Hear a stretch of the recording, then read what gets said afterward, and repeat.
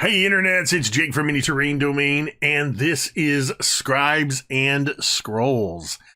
This is Book 7, Under a Red Moon, and this is Chapter 69. Nice. Thank you. Where do we go from here? And who knew? Who knew when I titled this episode so many months ago how dead on this proclamation was going to be? So there are just a couple things that are new and different. That while I'm doing the intro, can somebody please go to the YouTube video for episode 68 near the end and tell me how many domain tomes we're supposed to have? Sure will. I got it. Because I forgot to do that. Because right now you have 0. We had 32. I don't think that's accurate. Shit. I am looking. That's how many I want. So I give exactly. And because they're rolling in mostly from you guys, and that's great. But so a couple things that are different. We're going to be right up front with all of you. This is now a Pathfinder 2e campaign. We had already, before the winter break, we had sort of moved away from Candlekeep Mysteries and moved into open world. And during the break and during the extended break, we made the decision to move this game to a Pathfinder 2e game. So it's been a lot of fun learning and still learning. And will also be a way of explaining why we will definitely get things wrong along the way. Mostly me, I'm sure. But it's kind of fun and exciting to be learning a new system and figuring things out as we go along. I know we've got a couple people that have some very prolific experience in Pathfinder, but I would ask the audience to, unless we specifically ask the audience, don't shout out this is the way you do it or anything like that. We're going to make the rules in the moment, and we'll learn the rules, the proper way to do it later, unless one of the players on screen knows what's going on. It just makes it easier that way. Yeah, so you'll notice a couple changes in slight redesign in the overlay. And actually, I think I realized aside from the one-on-one, this is the first time that Marda's new character art is being shown on screen. Shout out to Legends of Akira and Amanda, who is the artist that Dwight first reached out to get the initial commissions for us, and that is now our official artist for Scribes and Scrolls. They do amazing work. Domain tomes, as soon as I get those up here in a moment, I will catch up with them. We're still a little iffy on what we're going to do with those, but I think that we will, for at least for this game, we'll treat the 3 tomes as a reroll, similar to the way you would spend a hero point, I believe, which will allow you to reroll and take the new roll, pretty much what we did before, and you can still spend 5 to make me reroll. We just got to figure out what that 1 tome is going to be used for. So we'll figure that out as we go. The other, I guess I don't really have anything else about this game. Oh yeah, so with the switch to Pathfinder, we're of course moving to the world of Golarion, and we're recognizing that there are some story elements that will fall away. If you've been following along, shout out to Ted, who is one of our friends who I know watches every episode. Some of the story arcs will fall away, some of them will morph. And in tonight's episode, we're going to retcon just a tiny bit as we shift and have to replace where we are in Golarion, since we're no longer in the Forgotten Realms. And we'll be exploring those worlds together. The only other announcement that I want to do before we actually start playing is just a reminder And right now it's the only message that's scrolling along the bottom of the screen, is just a reminder that you matter. We know that things can be tough for a variety of reasons. There's a lot of challenging things. First off, it is okay to not be okay. But more importantly, know that if you are struggling, you do not have to do so alone. At any time, you can come into our chat and type !help, and these couple of URLs will pop up on the screen in the chat, but they are specifically for findahelpline.com, or you can check out takethis.org's growing list of resources. There are some free resources and other things. Particularly findahelpline.com is a free resource that you can simply put in your location, and you can get all kinds of phone numbers and websites and text numbers and everything you need to find the help that you might need. Just go to those websites, bookmark them, save them for yourself, save them for a friend, and remember, you matter. With that, I'm not going to try to do this while I'm talking, so I'm just going to get this straight. So you had 19 domain tones, correct? And then you have gotten 1, 2, 3, 4 more. So that would be 23 domain tones. So that's awesome. We're starting with a little math. I have never been happier in my life. So I hate it. I am trying to turn on the domain tones, and oh, Dwight's look at here that. being a curmudgeon. Oh, they're perfect. Oh, so they're at 20 right now, so I owe Correct. you let's see. Where's my forgot I had turned it off during the other things. So our bonus, we'll put that at 20. Okay. And then we'll just turn those two off. And there you go. 23 domain Yay. tones. And I think that's everything we need. So without further ado, let's play some Pathfinder. Yeah. I've got to find a little better lead in that doesn't roll off quite as well. What was it you said, Cari? Let's find some paths, bitches. There we go. I like that. I'm partial to that one. I think we should just have Cari say that every week now. I'm in. I am in. Whenever I say, all right, without further ado.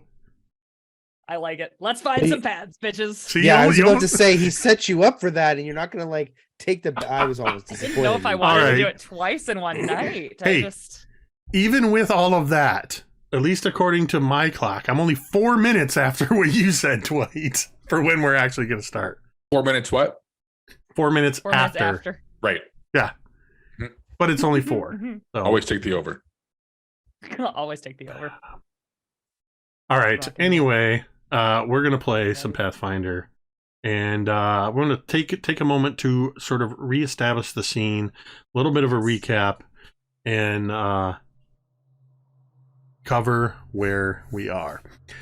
So the most notable things that had happened was that your companions, Togo the turtle and Vorn the half-orc, you had lost both of these party members. Togo is currently in the basement of a shrine, a long-forgotten shrine to a god, where he was petrified, turned to stone in the middle of combat. Vorn was killed in an instant by Ravona Shadowheart, a one-time ally to at least one of you, and current bane to pretty much all of you. Ravona Shadowheart, not long after Togo was turned to stone, in fact, within just like a day or so, Vorn was killed in an instant with a magical spell. And Ravona, in his place, presented you with Vornush'ka, who is Vorn's sister, younger sister from the Blood Axe tribe, who she is also a full orc. She has been sent along with you ostensibly to babysit you, as one of the quests she has set you on is to determine what is happening as people are dying. Sometimes their souls are not quite making their way into the afterlife to where they belong. Currently, in this cosmology, that is actually Pharasma. I believe I said that right. Yeah, Pharasma, who is the Lady of Graves, the one who judges all souls on their way to the afterlife. But somebody is stealing those souls, some of them. They're siphoning them off, and Ravona Shadowheart wants you to figure out who. And is sort of keeping Vorn's body as collateral. But you have learned that if you can make it, you actually learned from your new companion, Marda, the halfling cleric, that there was the possibility, if you could make it into the middle of the forest, if you could make it to a place called the Grandfather Tree, that you could learn information from this old canopy elder about a way to possibly save both Vorn and Togo. So you begin your journey moving very quickly south into the forest, arriving in the nick of time on the very last day, on the actual day of the summer solstice, the last day to make the pilgrimage. You had learned that you had to make 4 offerings, one for each season, and you had done so. I believe Teera had given up a spring memory to the spring dryad, and Marda had given up a summer memory to the summer dryad. Mizya had given up an autumn memory to the autumn dryad, and I believe Vornush'ka gave up the winter memory to the winter dryad. This gave you access to complete your pilgrimage and stand before the Grandfather Tree.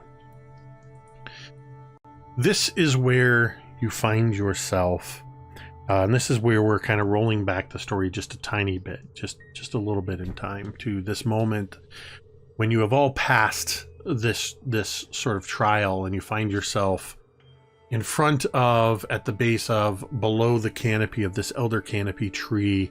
It's no secret that the forests are around the realms are populated by arboreal creatures, living trees, beyond just trees that stay rooted in one spot. But there are arboreal guardians and awakened trees. And sometimes those trees reach an incredible age and incredible size, and they become a canopy elder. Those are very rare, and that's what this Grandfather Tree is. This tree towers some 300 feet in the air. Its canopy so high up that you can barely make out the leaves that sort of hang from the branches stretched up into the sky. You see them sort of moving, not sure if these branches are moving and these leaves are moving with the wind or with the actual swaying of this canopy elder. You looking around this large area as you presented your memories before each of the dryads. If you remember, there were 4 large oaks, very large, hundreds of years old, that you had sort of moved around, and in between that space, and between them and the Grandfather Tree, is the forest floor. It is covered in moss. There are many places where the great roots of the Grandfather Tree sort of undulate up and out, almost as if a serpent moving through the sea, but they're not actually moving. They're just where they have taken root over time, reaching further and further into the space, seeking out nutrients. And every once in a while, you see at distances, quite a ways away from you, you see a few other pilgrims that have come to to present themselves before the grandfather tree for their own reasons, for whatever those reasons may be.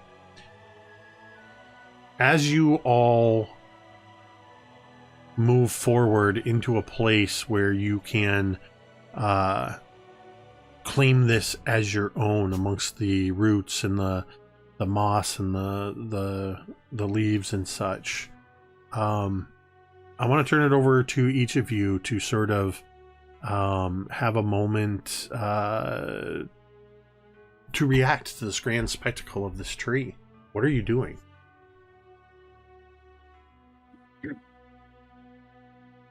Teera, for one, would just be kind of like looking up in awe, and this whole experience has been very strange, and the journey has been arduous, and she's just kind of like staring up. And Teera most often tries to put on like kind of a veneer of just being perpetually unimpressed, and she cannot even hide it, that this is truly like awe-inspiring.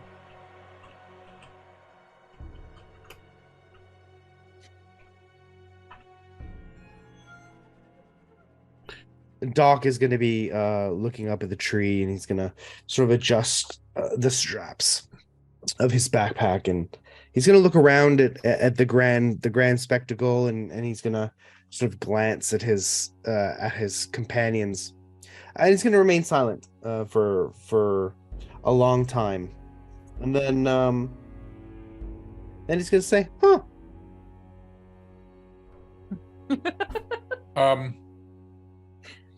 I kind of just staring up, but like it uncomfortably. Like I look up and I kind of, gaze back down. This is having lived underground and then basically inside of a library for basically my entire life. This is not something I'm used to seeing, and it's a little bit off-putting, just the scope and size of it. So I kind of like maybe like when I look up, I get a little vertigo at the size of this, and I'm just going to kind of move over next to Doc and just kind of quietly stand kind of right up against Doc's right arm.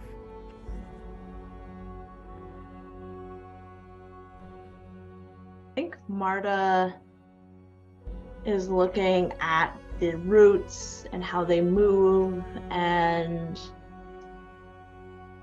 I think for an instant, the stars above where she is are completely obfuscated by the foliage from this tree, this big tree. And for an instant, I think Marda gets like really nervous because she can't see the stars. She can't see the constellations, but as she looks deeper, trying to subside this panic that is beginning to rise within her, she begins to see something more, a different kind of energy from this tree. She sees the roots, some and the branches, some alive, some dead, and she can almost see like the push and the pull and the flow of life as it is flowing through not just the tree. And she begins to look around and she can see it all become connected within everyone standing there, even the life force, the decay that comes from death, it all having a push and a pull and a flow and energy. And she, seeing this, she forgets about the stars above her.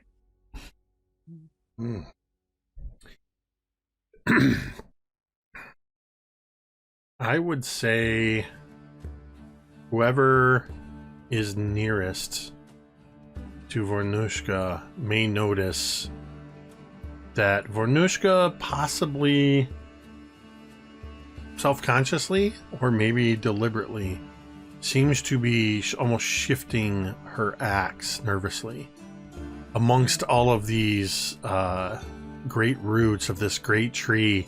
The presence of a great axe could almost be seen as profane. The natural enemy of trees. And Vornush'ka, it's hard to read. Vornush'ka is sort of just almost gripping it and adjusting her grip. And you really can't tell if it's out of self-consciousness or I could really F so much up with this thing if I had to. Oh my god, I just can't help herself. Oh.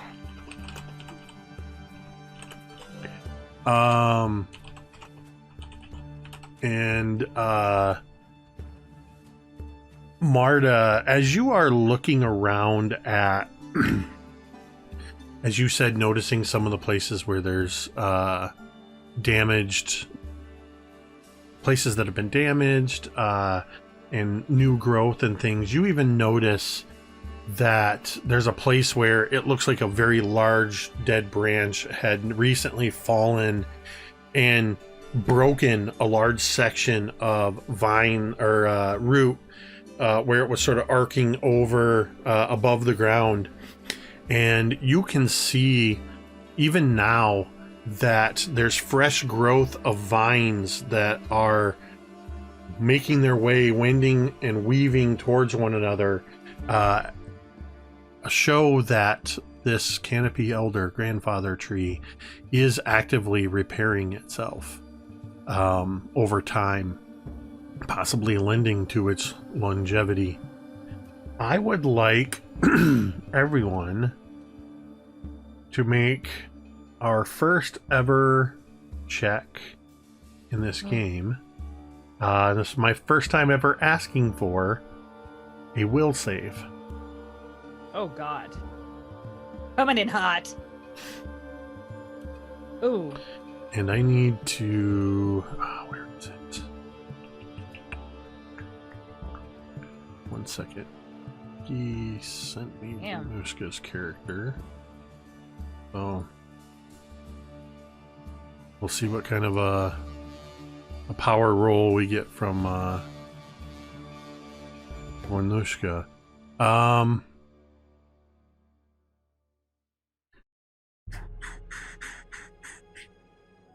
Let's see, where's the will saves? There they are.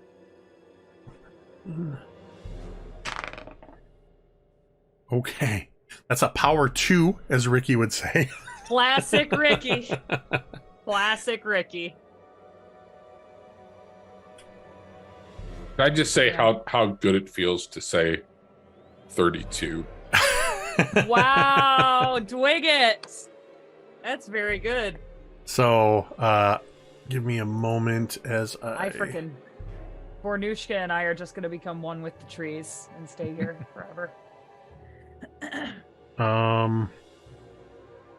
Okay, so I actually have to roll for the tree. Unfortunately, Dwight, that 32 is not enough. Oh.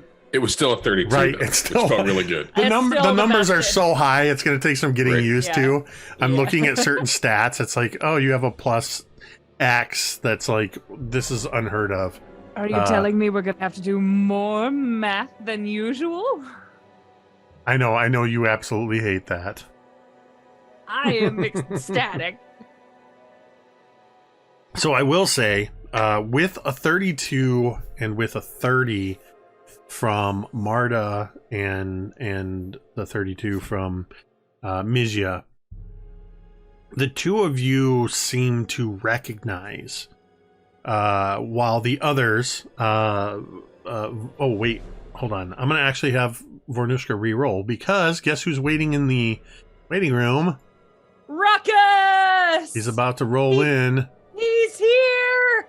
Ruckus! Just in time. Let me turn off the camera missing person so he's not blocked, so we can actually see him. There he is. Ricky! Just in time. Welcome! Just in time to roll a d20 and add your will save number, because I just made everybody roll a will save.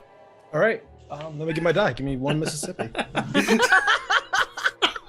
While Ricky is going and getting his dice and getting ready for this game, please check out spring.com, where you can find all of our cool new mini terrain domain merch. I did just drop the merch link in the chat. We have new designs. Notice this sick barbarian shirt. It says barbarian, respect the rage. And we have other ones for all your favorite classes. So be sure to check them out and support the channel. Spring.com. Just search mini terrain domain. All right, so I got a natural 14. That's better than what I rolled for you. Oh, Yep. jeez. We just did our best imitation of you. I rolled a 2. So your will save, you'll add to that. All right, let me get that PDF up. It's still a fail. Wow, but my will save is what? Plus Plus 13? Yep. All right. Yeah. 13 plus... That's what? Am I still 27. fail? I don't understand. Yep. this. Marda Marda. with a 32, Ricky. So Okay. It So, was super high. And I was just about to narrate the results of that. So, Doc, Teera, and Vornush'ka. The three of you don't really realize what's happening as you are becoming completely entranced by the presence of the grandfather tree. You are, for all intents and purposes, let me find the right condition. But while I'm looking for those, wait, I have the Nethys thing, Archive of Nethys thing up. Marda and Mizya, you also are becoming entranced, but you're aware that the effect that is happening to you is a direct result of the tree. You can do nothing to stop it. And it's perfectly timed, Marda, in particular with yours, with that moment that you forgot the stars. All you see is the canopy above, the undulations of the leaves far above, seeming to move as if these rhythmically flowing curtains of leaves above hundreds of feet. You seem to sense almost the breathing of the tree as it inhales carbon dioxide and exhales oxygen. You feel that oxygen filling your lungs. You feel the life that this tree and the trees all around you and in the forest provide you with. All of you are, I think the one I want is stunned. We'll go with that for now. You're essentially stunned by the awe of this tree. Marda and Mizya, because you have the awareness, this is almost like a lucid dream in that you're fully aware that you are losing your sensations, your ability to act, but you can see what is happening. Well, the other three seem to just be, in fact, you almost see the towering form of Doc as he stands there start to fall backwards. And you see from the ground roots reach up and place themselves against his shoulders, his lower back, and the backs of his legs, and seem to almost cradle him and lift him up off of the ground. You see the same thing happening to Teera and Vornush'ka as well. As the vines also lift you two up, you notice, looking down, Mizya, you see fresh growth of vines wrapping up from the roots and rolling and coiling around your fingers, intertwining with your hand, wrapping not too tightly, but beginning to form around your arms. And you just see this sort of, as they begin, fresh growth of vines begins to cocoon you within the, welcome or not is up to you, embrace of the grandfather tree, as you are being fully consumed in these cocoons of vines. As they continue to grow around you, Mizya and Marda, as the forms begin to fully wrap around you, obscuring, covering over your mouth and your face, you see as Vornush'ka and Teera and even Doc, you watch as the vines have grown so thick and they begin to grow and intertwine and they start to turn into a darker shade of brown, and God.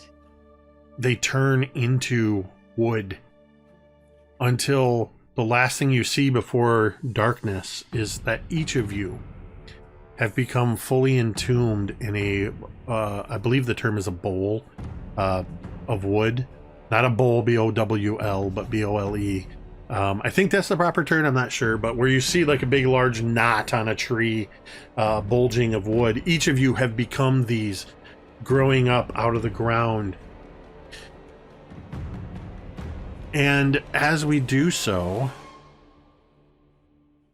Oh.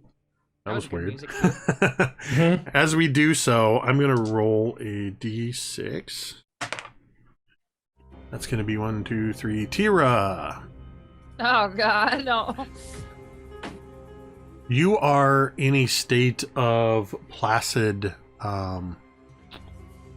You barely register what is happening to you. So any sense of panic, even if there's a portion of you that might feel claustrophobic or feel panic rising up, it hits a buffer, sort of like being under anesthesia at the dentist or something, where it kind of creates a cushion preventing you from feeling that full anxiety. And Teera, you feel yourself as if you are floating in a void of darkness.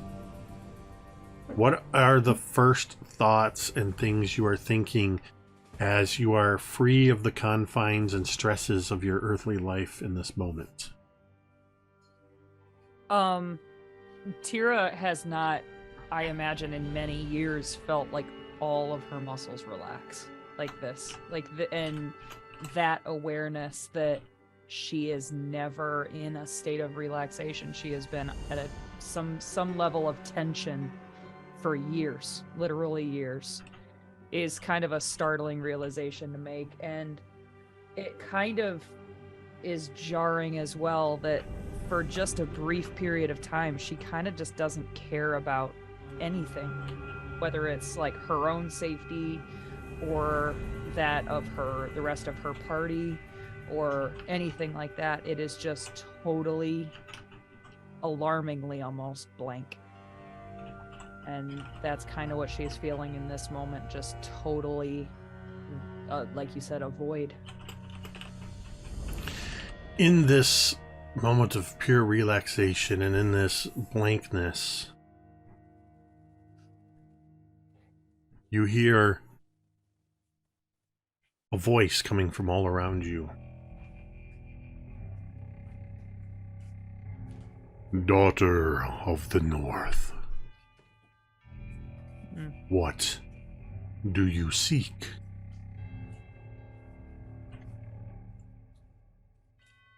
And Teera would, at this point, kind of jarringly, like, have a more, like, what I want to say, lucid, would become more lucid, and she'd be like, a way to help Vorn, a way to help Togo, safety for my friends.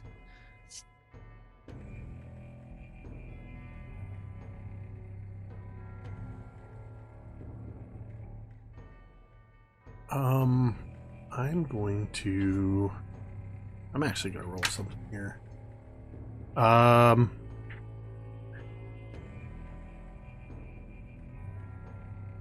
think roll I don't know what the equivalent of what is a persuasion Probably diplomacy. is. Let me see here. It depends. Am I trying to threaten the disembodied voice, or am I trying to reason with the disembodied voice?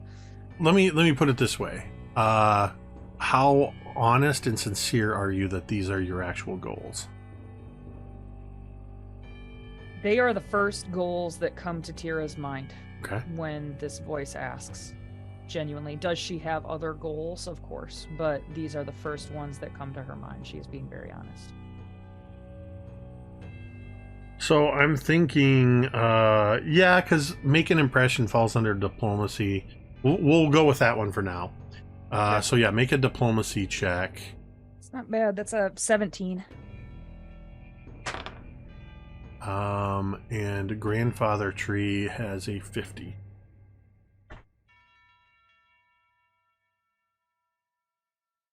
Your concern for those around you at a detriment to self can be seen by some as admirable, and by others as foolish. These friends, Togo and Vorn, the Cosmos have already laid their claim upon their souls. What makes you think you can pull them away from the gods themselves? And at this voice questioning her goals, a little bit of anxiety does kind of start to rise in Teera. Maybe this is the wrong choice. Maybe this is the wrong path. And she would just kind of shake her head and she would be like, they're my friends. They are all that matters to me. They are all that matters to me.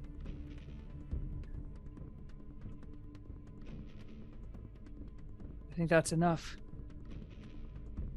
It should be enough. Are you trying to convince me or yourself?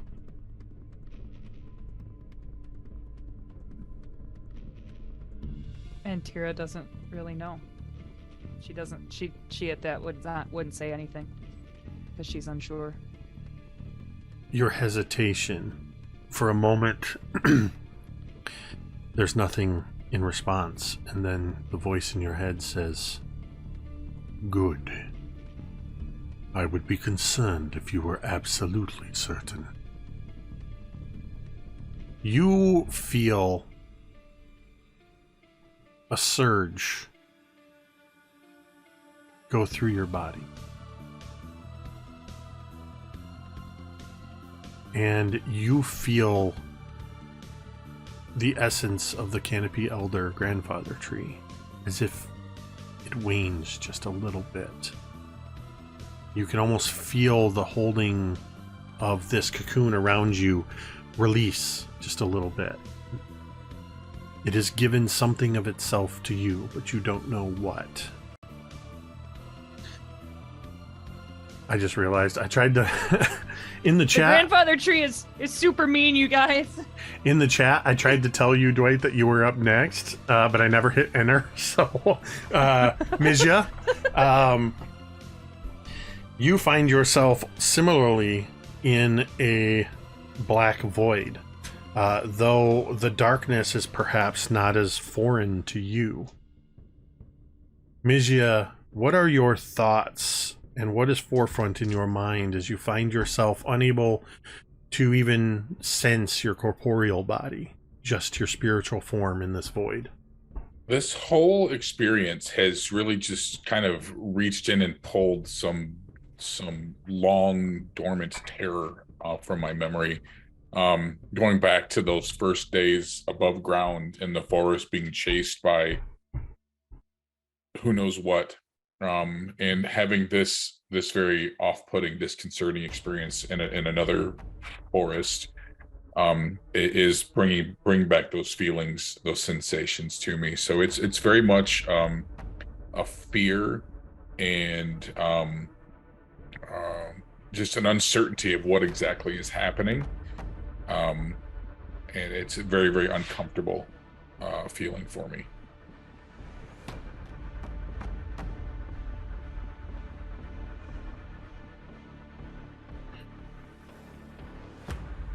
What bothers you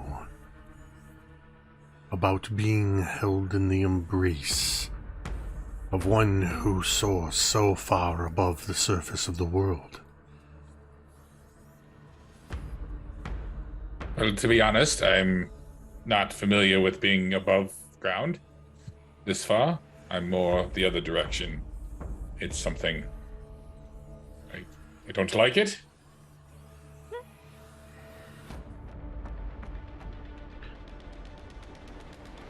With your years, with your knowledge, you have had opportunities over the centuries to rise to heights greater than those around you, to see the world in a way that none of your companions could potentially be capable of if they lived a dozen lifetimes of their own. But when I look back along the taproot that is your life force, I see a face buried in books. I see a form huddled in the shadows and the darkness. Are you reluctant, or do you fear to succeed? Wow, that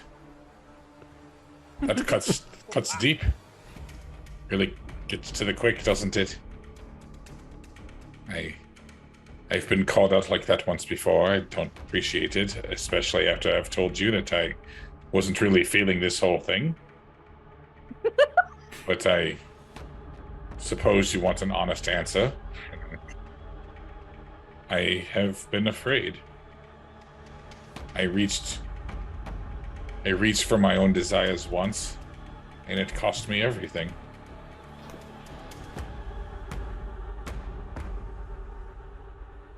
And now I've just been getting to where I felt I could do it again.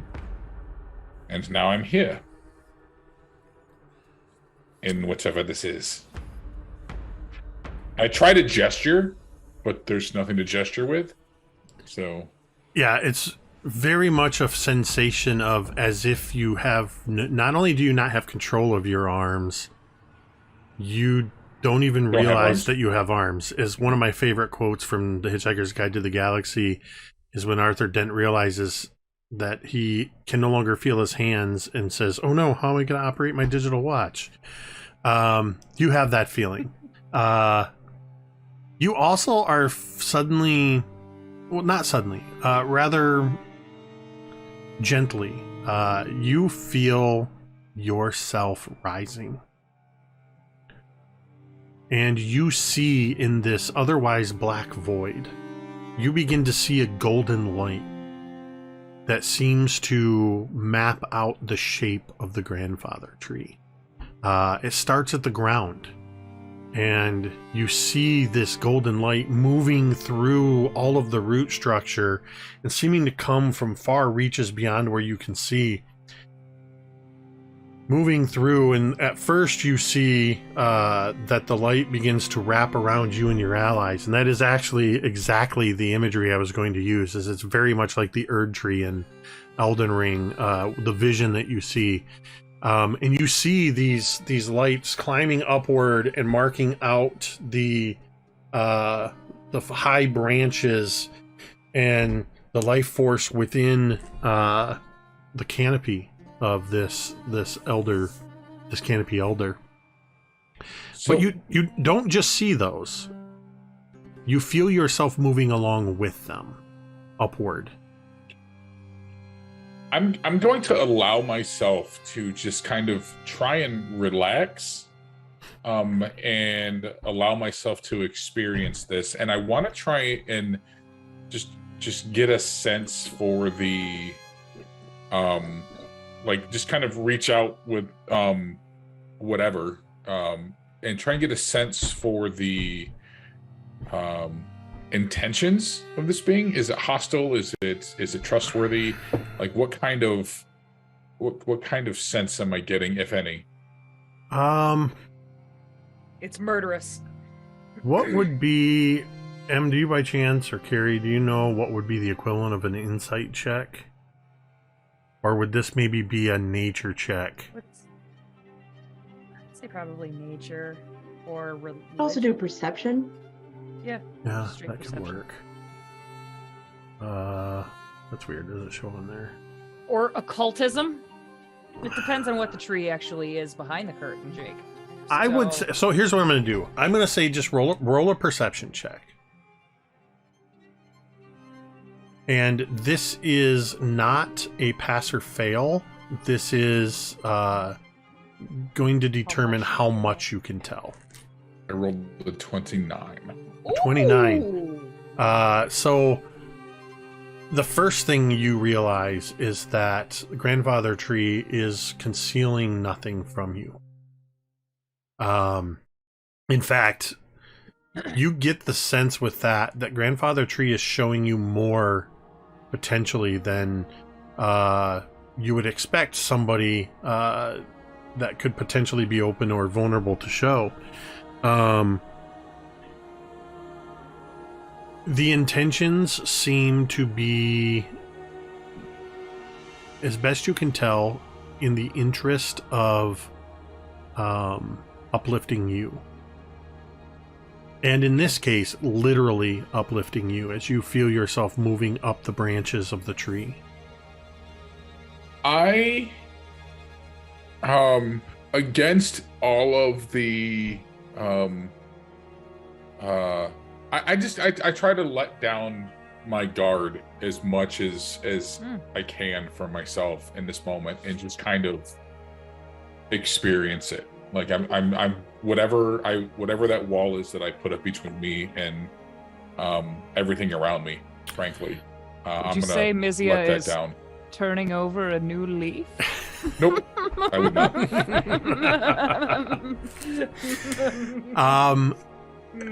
With somebody as long-lived as you are, Mizya, this isn't a single wall that's falling. This is multiple walls. With each wall you drop, you find some other layer of protection that you've put up there. So, not a quantifiable number of walls. It's not like there's 17 walls Mizya's erected, but you feel with each wall that drops, with each defense you let go, more and more begins to drop away, and you feel yourself moving even faster and up towards the top until suddenly you feel yourself burst through the canopy, and the darkness around you seems to go white for a moment, almost blindingly so, and then it begins to resolve, and you see as if you yourself are hovering above some 350 plus feet, 400 feet in the air. Look all around you. Look to the north, to the realms of the Mammoth Lords. Across the Saga lands. Look east, towards the Eye of Dread and the broken lands beyond. To the southeast, the Shining Kingdom. South to Old Cheliax and the Golden Road. See the gleaming city of Absalon on the Isle. See the Mwangani expanse and the impossible lands, the high seas. All of these lie within your grasp. Wherever you wish to go, whatever you wish to go do,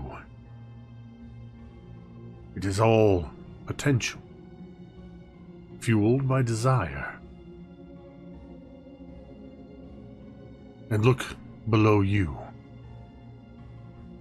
and you see your view shift down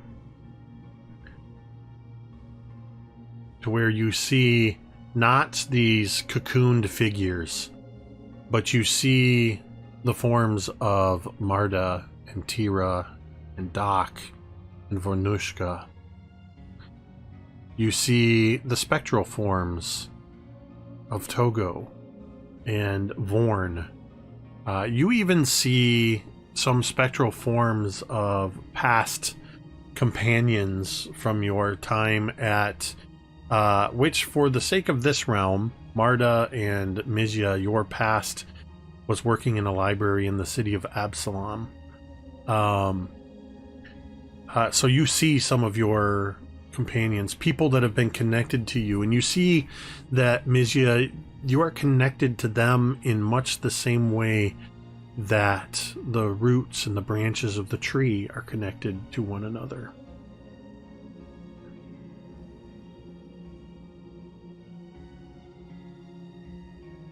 What do you do? What do you say, if anything?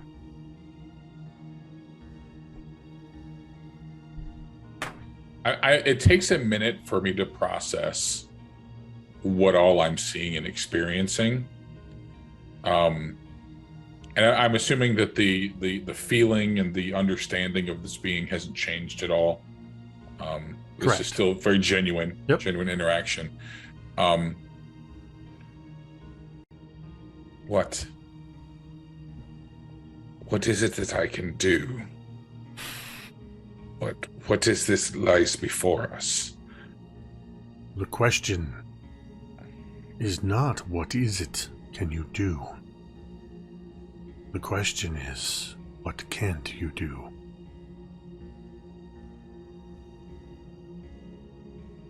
Oh, that's cryptic. Cool. And you feel yourself receding down gently, much like a leaf being lowered in the breeze. You feel yourself lowering down until the light, as you pass through the canopy of trees and you sense this life all around you of the tree and the forest beyond, everything starts to go dark and you see just that golden light, and you see as you're descending, the lights are descending along with you until once again you are in the darkness and in the void.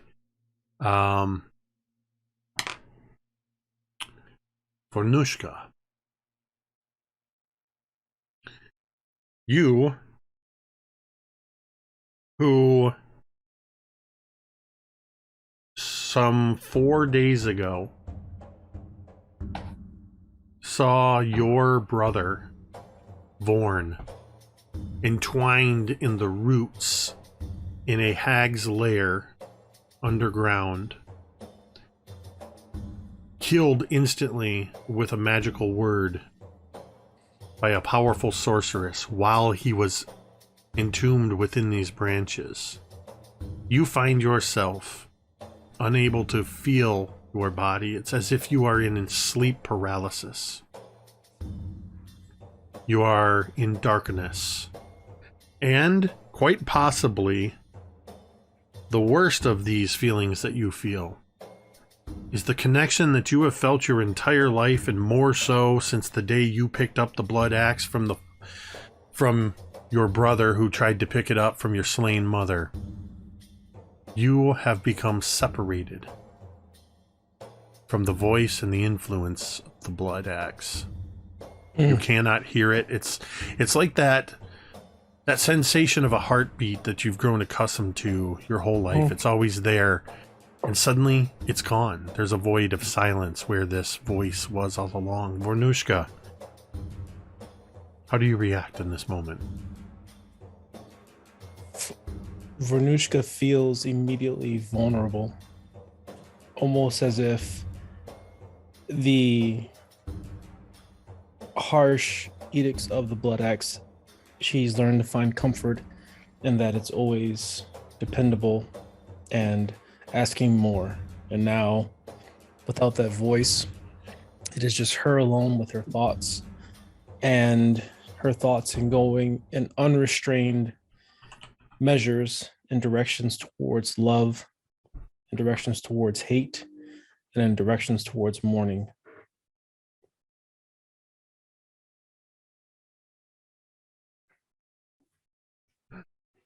Almost like a teenage girl tearing down all of the posters in her bedroom and tearing up all the pictures of everything. What a vivid image. Yeah. In this moment, you hear a new voice. As deep and resonant as ever the voice of the blood axe in your mind was.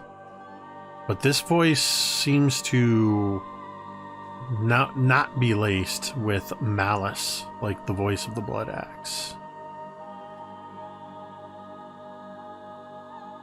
For the first time,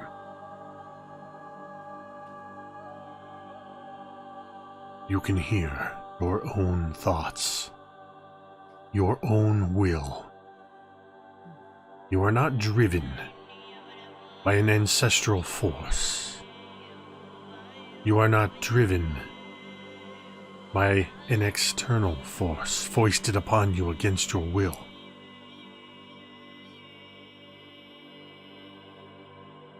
In this moment, this brief time, that I can grant you freedom from that voice, what would you do with it? What? If you seek deep within yourself, what is your desire? What do you crave?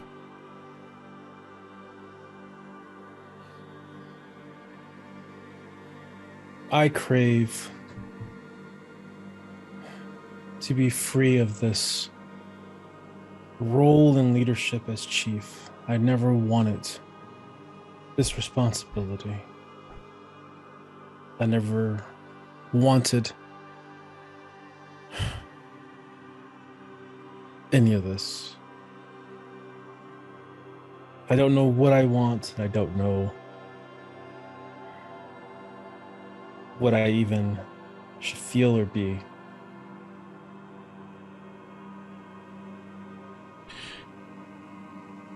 As you say these words, Vornush'ka, you hear, almost as if at a great distance, you hear the familiar voice of the Blood Axe. No!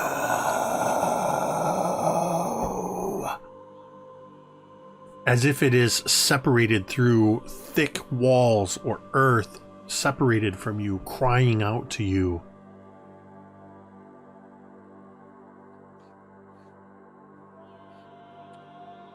I would like you, before you say what you're going to respond with that, I want you to make a will save. Yikes.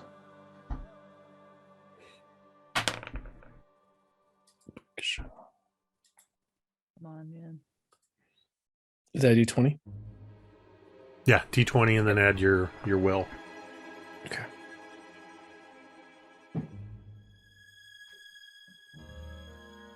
I wanted to roll it on the website, but I'll figure that out next time. Let's see, that's 9, and my will. I think it's 27? 22, Ricky. Oh, Wait, yeah, my will is plus 13. Is that how I'm doing that? That'd be correct. 22. 22. Okay. Oh. I rolled a 21 for the Blood Axe as well. Oh, Jeez. suck it, Blood Axe!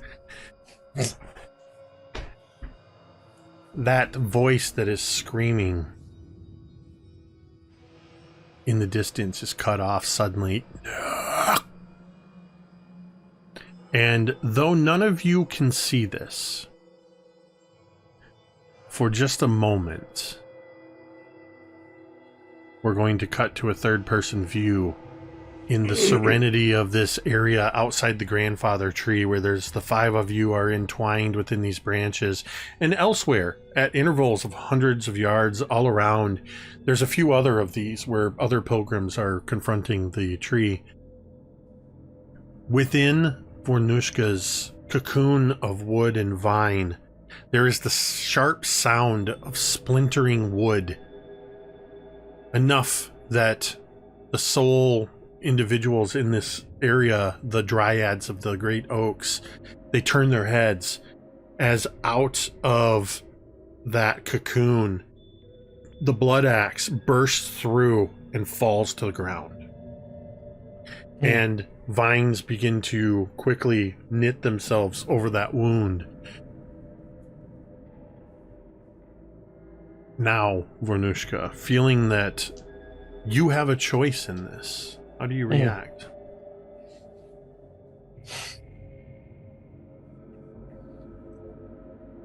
Is there a way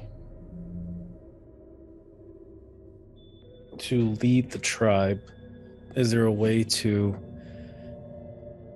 go forward without this? Is there a way to avoid fighting my brother? The only one that ever wanted to fight your brother was you. Perhaps because you believed it was necessary. Perhaps because you were told it was necessary.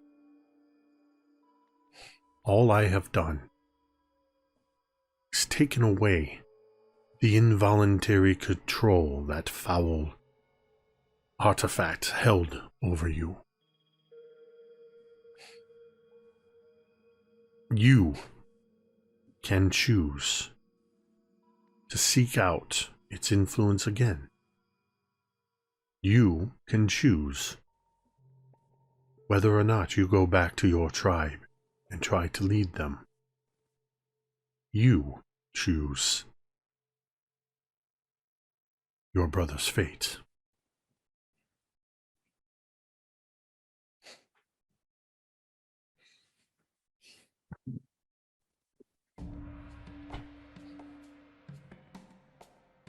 Yeah, Vornush'ka, she says, I was told not to let them see you cry. As a tear rolls down her eye on her left corner. As you say that, and as that happens, you feel that in this moment where the voice of the Blood Axe was cut off, you actually, as a trained warrior, as somebody who is always ready for battle, a fighter, somebody who almost, as a just secondhand instinct, you read your enemies, you read anybody that's around you. You sense that the act of cutting you off from the Blood Axe cost the grandfather tree. That some of its life force was expended in this act. And then as you say that, and as this tear rolls down your face,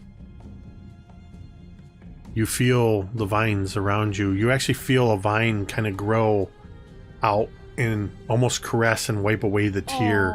And you feel that tear absorbed into the tree, staving off some of that loss of life force. The choice will always be yours. Never be afraid to let them see you cry. Marda. I take back what I said about the grandfather tree. Oh boy. You find yourself in a void as well, detached from all physical sensations, any sense of your physical self, surrounded by darkness. A darkness that, when this complete, you almost expect to be able to see the distant pinpricks of light that are the stars above. Without your corporeal body, it's as if you can see in 360 degrees. You feel as if you should be able to see stars in any direction, but you see nothing. What are you thinking? What are you feeling in this moment? I think Marda feels a pull similar to what she was seeing at the tree. This push and pull of life and death and energy and abyss and nothingness and everything. She can almost pinpoint it now as something else pulling her towards something, and it's she feels the absence of what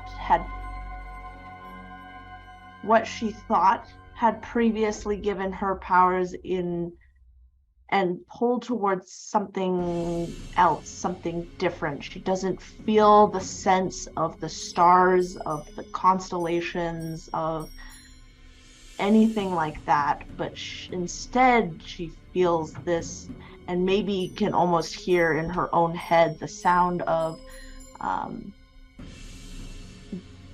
beating, of blood rushing, and beating of a heart. And as you hear that sound of blood rushing and that beating of a heart,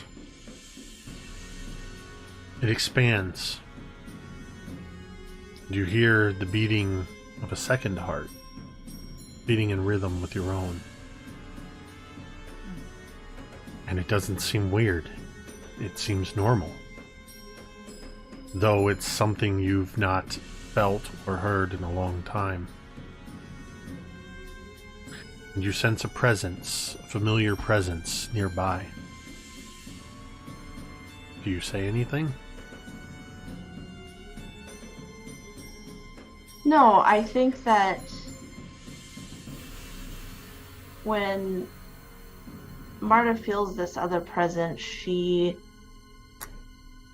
is more curious than anything, and I think she kind of reverts back to her scholarly nature, and she just wants to observe and see what is next. It's almost as if you're in a room with a person and they're just at your peripheral. No matter where you look, this other presence is always at your peripheral. But it's not that you're trying to look at them and you can't see them. It's that you're deliberately not turning to see this presence. So they stay in your periphery. And that's when you hear the voice. For a long time, you have placed yourself directly at the fulcrum. On the scales that balance between good and evil. Between light and dark. Night and day. You sit on the cusp between these things. But it was not always so. And you can almost see this vision of a spectral, and in fact it presents itself before you as a constellation. Stars begin to form in the void in front of you, and then this sort of yellow golden light kind of traces the outlines till you see the scale constellation appear. It was not always this way. There were times you found yourself here, and you see the constellation shift, and the side that is tipping downward is the side of darkness.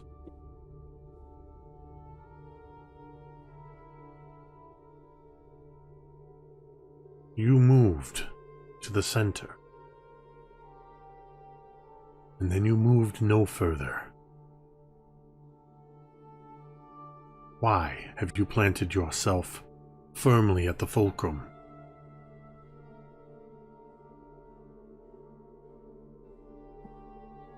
Marta pauses for the first time. She feels that she'd never been asked this, or even asked herself of this. Her past and her deeds that she did were dark and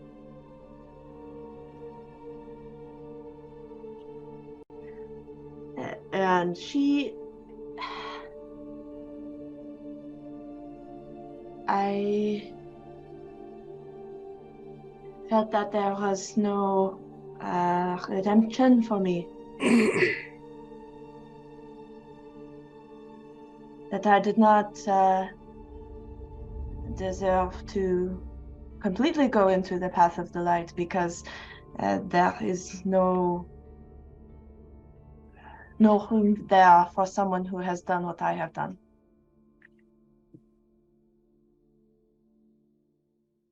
I got as close as I could.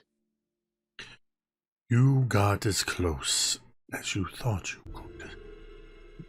You moved only as far as you dared. I am not the arbiter of your fate. I am not your judge. I am an observer, and I state what I see.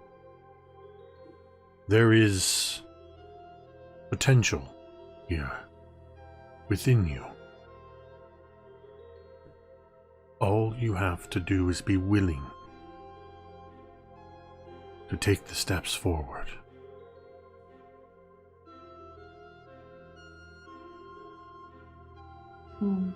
Next to you in the periphery, for the first time, that second heartbeat that has been beating in time in perfect rhythm with your own speeds up a half a beat, just enough to slip out of rhythm with your own heartbeat. You hear a slight acceleration and feel the change in the twin rushing of blood, the twin heartbeats, and there's now a dissonance between you and this other presence.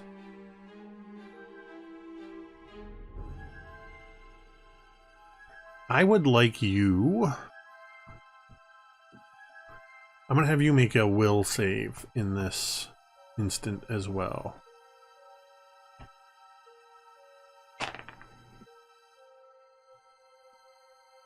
29. Roll to 23. Oh, damn! This means that the influence, you feel this other presence is trying to elicit some reaction from you. And it was trying to force you to acknowledge it in some way that was outside of your will. But you are not coerced into doing so. Whether you acknowledge it or what you do with this other presence is entirely of your own will. And in that moment, you see the constellation that's been showing you at the fulcrum. You see it moves, and then it shifted to show your previous path. It shifts back to show balance, and then in that moment, it tips ever so slightly in favor of the light.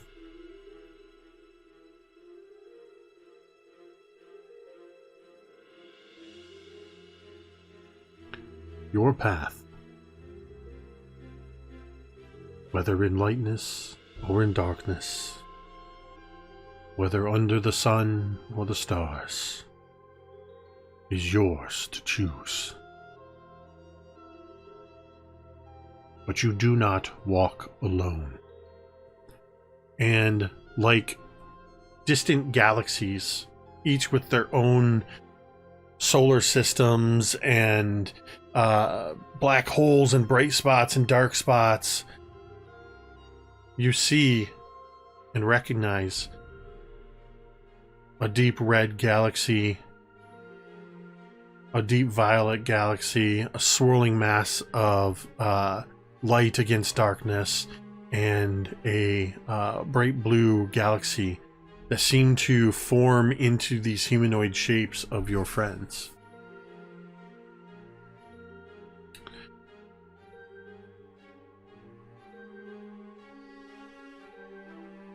Doc.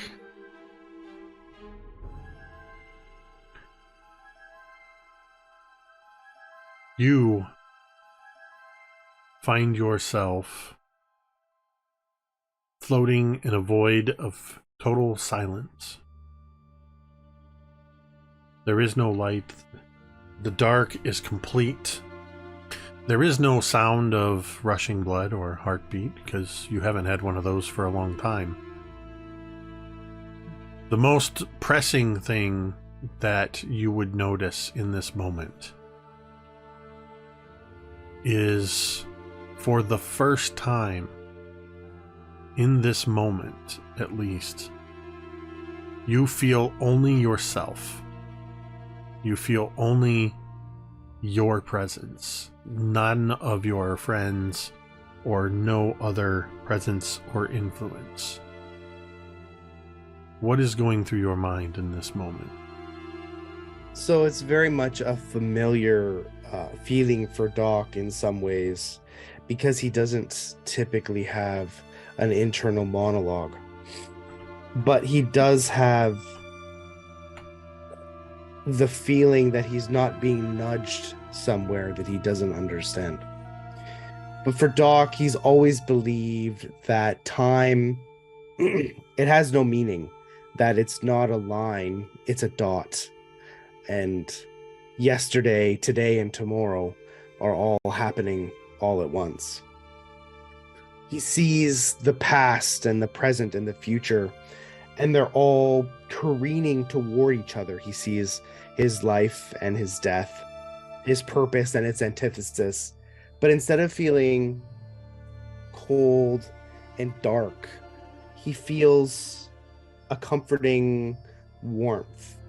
It spreads up from his chest and goes up into his throat, reminding him of the time a person, a stranger really, explained to him what happiness was.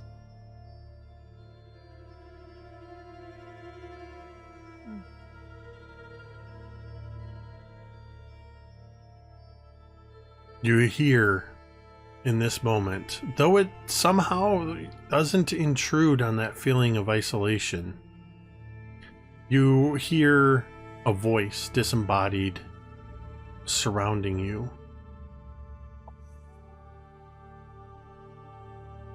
Of all who have communed with me over the centuries, of every pilgrim who has come and presented themselves before me,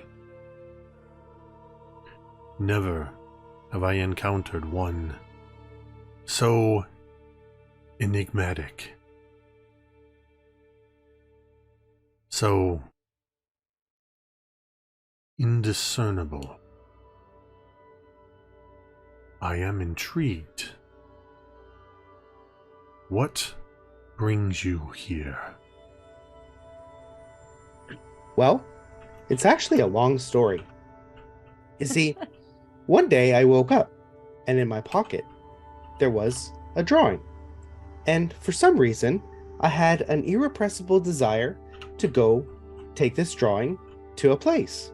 And I took it there, and it was fine, and I met these people, and I had nothing else to do, so I followed them around for a while. I tended to take care of them because they oftentimes, more often than not, got themselves into scrapes out of which they couldn't get themselves. So I helped, I navigated them away from certain death, as they tended not to have the self-preservation drive that most creatures do. So from time to time, I would shepherd them away from a cliff or steer an errant sword away from them. But I think the truth of it is, I'm just trying to find my own path. Like everyone, we all have a story, a place where we come from, except me. I don't. It feels like I'm from everywhere and nowhere all at once.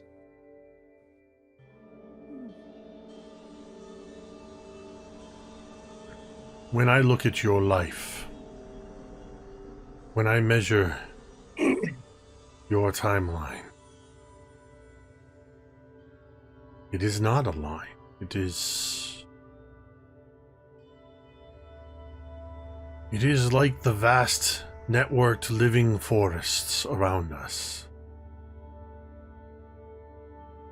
I cannot find you in any specific point in time, nor do I find you firmly rooted in the soil of this world. Your branches have soared high into the stars, of where only elves dare to sail.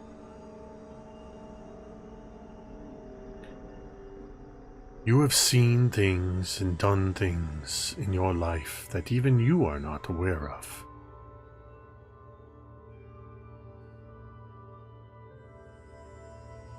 I find this enriching, refreshing.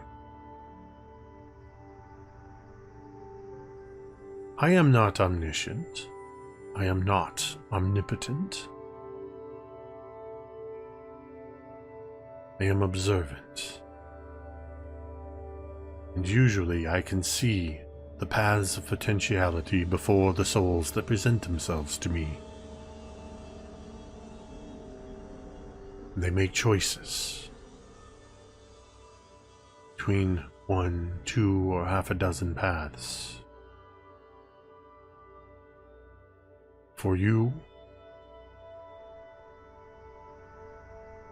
your potential lies in this moment, the voice everywhere, and you just see the world of Golarion, much like with Mizya, except this time you see, it's as if you are seeing in every direction all at once.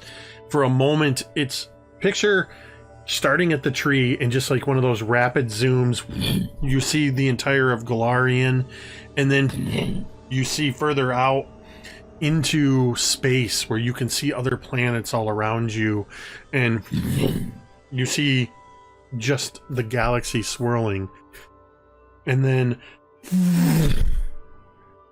it locks in on this bright light of pure white, and then slowly begins to recede.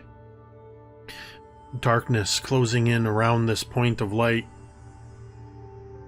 until we are looking into the white pupilless eyes of Doc. As Doc closes his eyes, there's a saying that floats through his conscious mind. He can't remember where he first heard this quote. Maybe it was in a dusty old book, in a long forgotten library. But as he thinks it, there's an unconscious smile that crosses his face. Every new beginning is some other new beginning's end.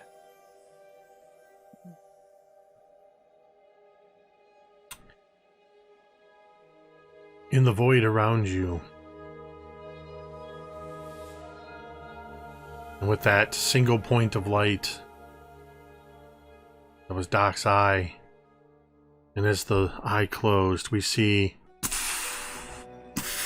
bursts of light, with each one almost like a firework, but it's one of these galaxies of potential.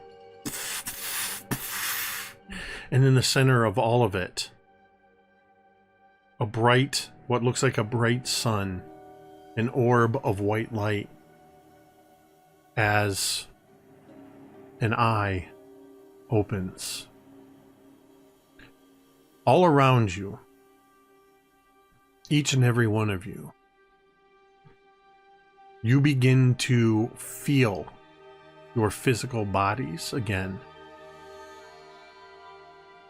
And in this moment, you become very aware that you are constricted and confined within a tight embrace of branches.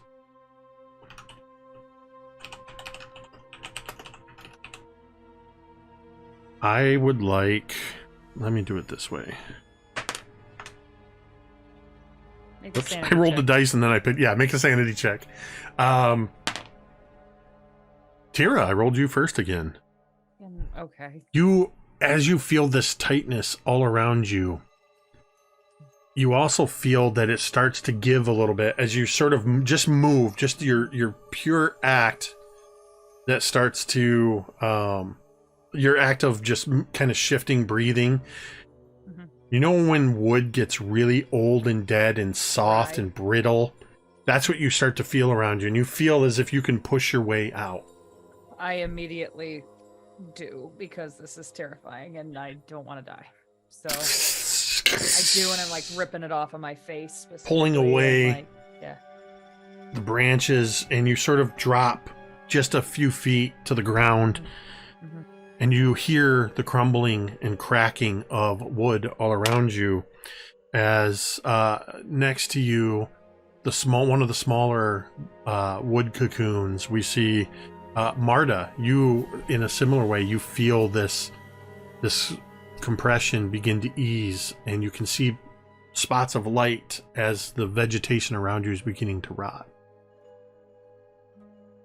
Yeah, similarly, Marta immediately begins to like claw her way out of this cocoon as much as she can, just kicking and using her nails to try and break through this If husk. I'm out, I would probably immediately go and try to start helping people like get out as well. As Marda drops to the ground and Teera, you rush over. Immediately next, as you're passing by, one of the other ones starts to open up, and Mizya, you begin to see light for the first time.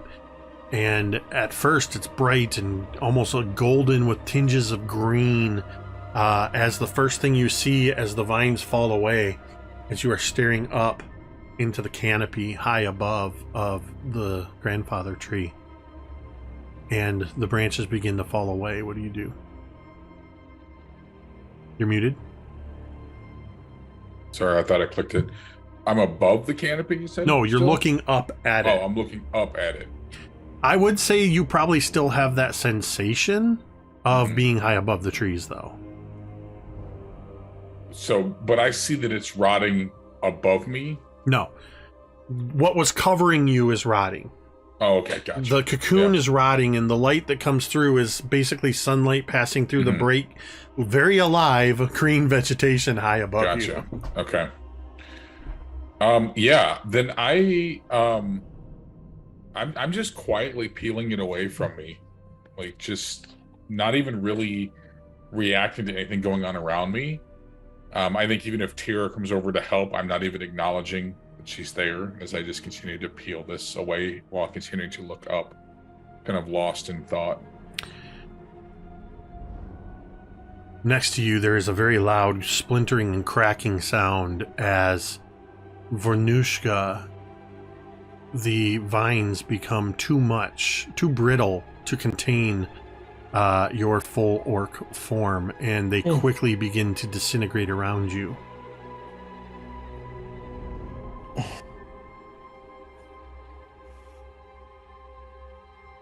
The last words that Vornush'ka remembers is that you can choose for yourself. As the vines break around her, she extends her hand to the air, and the yearning, the blood axe flies back into her hand. Oh, As it damn. flies into your hand, No. You're such you an asshole. feel the wooden haft of the axe, this ebony wood, this ebony hardwood that makes up the haft of the axe. You feel it turn brittle in your hands, like the vines that just encrusted you. And your hand presses through it as the handle rots away, and the head of the axe drops to the ground. Thunk! But even as you see it, vines begin to wrap around and through that hole in the head of the axe and quickly grow out and form into an intertwining. This is very much like Groot giving his hand for Yeah. the whatchamacallit. But Yeah. you see a new handle that grows out, and you see where they pass through and connect to the head of the axe. Vines reach outward from the axe, or from the handle, on either side of the head of the axe, and they they do sort of etch into the metal itself, creating a pattern of intricate carvings of engraving of vines. But the closer they get to the head to the blade of the axe, they appear as though they are withering. Anybody that looks at the head of this axe, it is not an optical illusion. It's actually the engravings are in a constant state of growing out and decaying. Oh. And I had no. mentioned previously to you, but I will have to figure out, because I'm learning how to create items in Pathfinder. I will be giving you new stats and a new axe. That will be a hybrid. All of you looking around, you see probably as big as, if not slightly bigger than, Vornush'ka's cocoon. You see the last cocoon of your group. You see where Doc was. And then you all watch as it begins to crack. What do you do, Gary, as you come out of the cocoon? The cocoon sort of opens, and there's like a very light knocking on the outside as this sort of tiny green hand pushes through, and sort of echoing from the inside. Gorms, damn it! I need to stop taking drugs. What? And that, You bastard! and that is where we are going to take a break. We're actually only about 10 minutes early for break. Oh my God. We're going to go ahead and take a break. We will see you back in about 10 minutes. Oh my God. Awesome. Here we are. And we are back. Woo! Flip. And we're going to pick up exactly where we left off, with a certain new voice that emerged from this cocoon. So this little green hand is going to be pushing through the wood, and it's like you see like one eye coming out, and it's like, okay, no, nobody help me, totally fine. And he's going to be like pushing his way out. I of imagine the thing. Teera would like punch her hand in, pull out this assumed piece of debris, and then rip it in, okay. looking for Doc. That was a and doesn't. ride. The fuck? Oh. What, you've never seen a tall goblin before? No, it has. I'm not a racist. It has nothing to do with your height. We had a friend, and Wouldn't he was that in be a this one. heightist? Yes, yeah. Or a bigot? whatever. I Just don't a know. bigot, I suppose, will do the job there. Where's Okay. Doc? Who? I look around at everybody else. I'm like, Doc was in this one, right? He should be. And I would look around. Are there any other pods nearby? There are not. Gary, why don't you go ahead and describe Please what do. we're all looking at here? So, it's a very well dressed goblin, who's wearing a very tight fitting olive tunic with some matching pants. He has a flowing gray cloak. It sort of billows in the wind. He's got a very elegant sash that is holding up his pants with a golden buckle, and there's just a hint of red sort of peeking up from his waistband. His eyes are sort of milky white, and he's got a very delicately coiffed trop of brown hair on his head. And upon seeing that Doc is not in this pod and looking around and well, what's your story then? I guess how'd you get in there? How did I get in there? Well, At first, I thought it was bad luck. But then I thought, no. Flip only has good luck, and his cloak kind of sort of billows as he's talking. So I knew it couldn't be that. So then I thought to myself, maybe it was the drugs. They don't usually have this in effect. And then I thought, well, here I am. Yeah, I guess that's normally how you get to someplace. Yeah. What's your deal? You're pretty tall, he's gonna sort of like reach up to Teera's bicep and squeeze the air around it as opposed to actually touching That's her. probably best. Yeah, I'm a genius. Why? Of course it's best. I know exactly what I'm doing. What's your story? And I would kind of like, again, I would look around at the others and just sort of be like, I don't know, we came from a long ways away and we're looking for some friends of ours. And supposedly the tree had answers, but the tree was just kind of a dick. Was the tree a dick to anybody else? The tree was quite nice to me. Perhaps it was a reflection of our personality or something. What's that supposed to mean? Oh, nothing. Yes, my name is Mizya, and I'm sorry, I didn't catch your name. My name? Oh, my Yes. name's Flip. And his cloak kind of billows a little bit, and he's like, Oh "Oh, my God. Mizya, have we met before? You seem very familiar." Let me guess. Wait, don't tell me. You are a magic user. Yes, you're quite perceptive. Yeah, I'm like a mental ninja, really, in many ways. Yes, well, I'm sure we'll get along swimmingly. What about you? Ham Hawks? He's gonna look over at Vornush'ka and the massive legs that are holding up this Teera this laughs. Teera ginormous- laughs under her breath. this ginormous half orc. What do you mean, what about me? I mean, usually people who haven't met before say, "Hey, yo, sup? I'm so and so." But since you didn't tell me your name, I guess I'll just call you Hamhawks from now on. It's a good Usually name. people who don't meet before don't call one another names like Hamhawks. True. Now Just that is a fair point. Just introduce yourself, you green lummox. I'm Teera the Sunmaned, by the way. Sorry, we got off on the wrong foot. You kind of surprised me. You are Oh. significantly smaller than who I was expecting.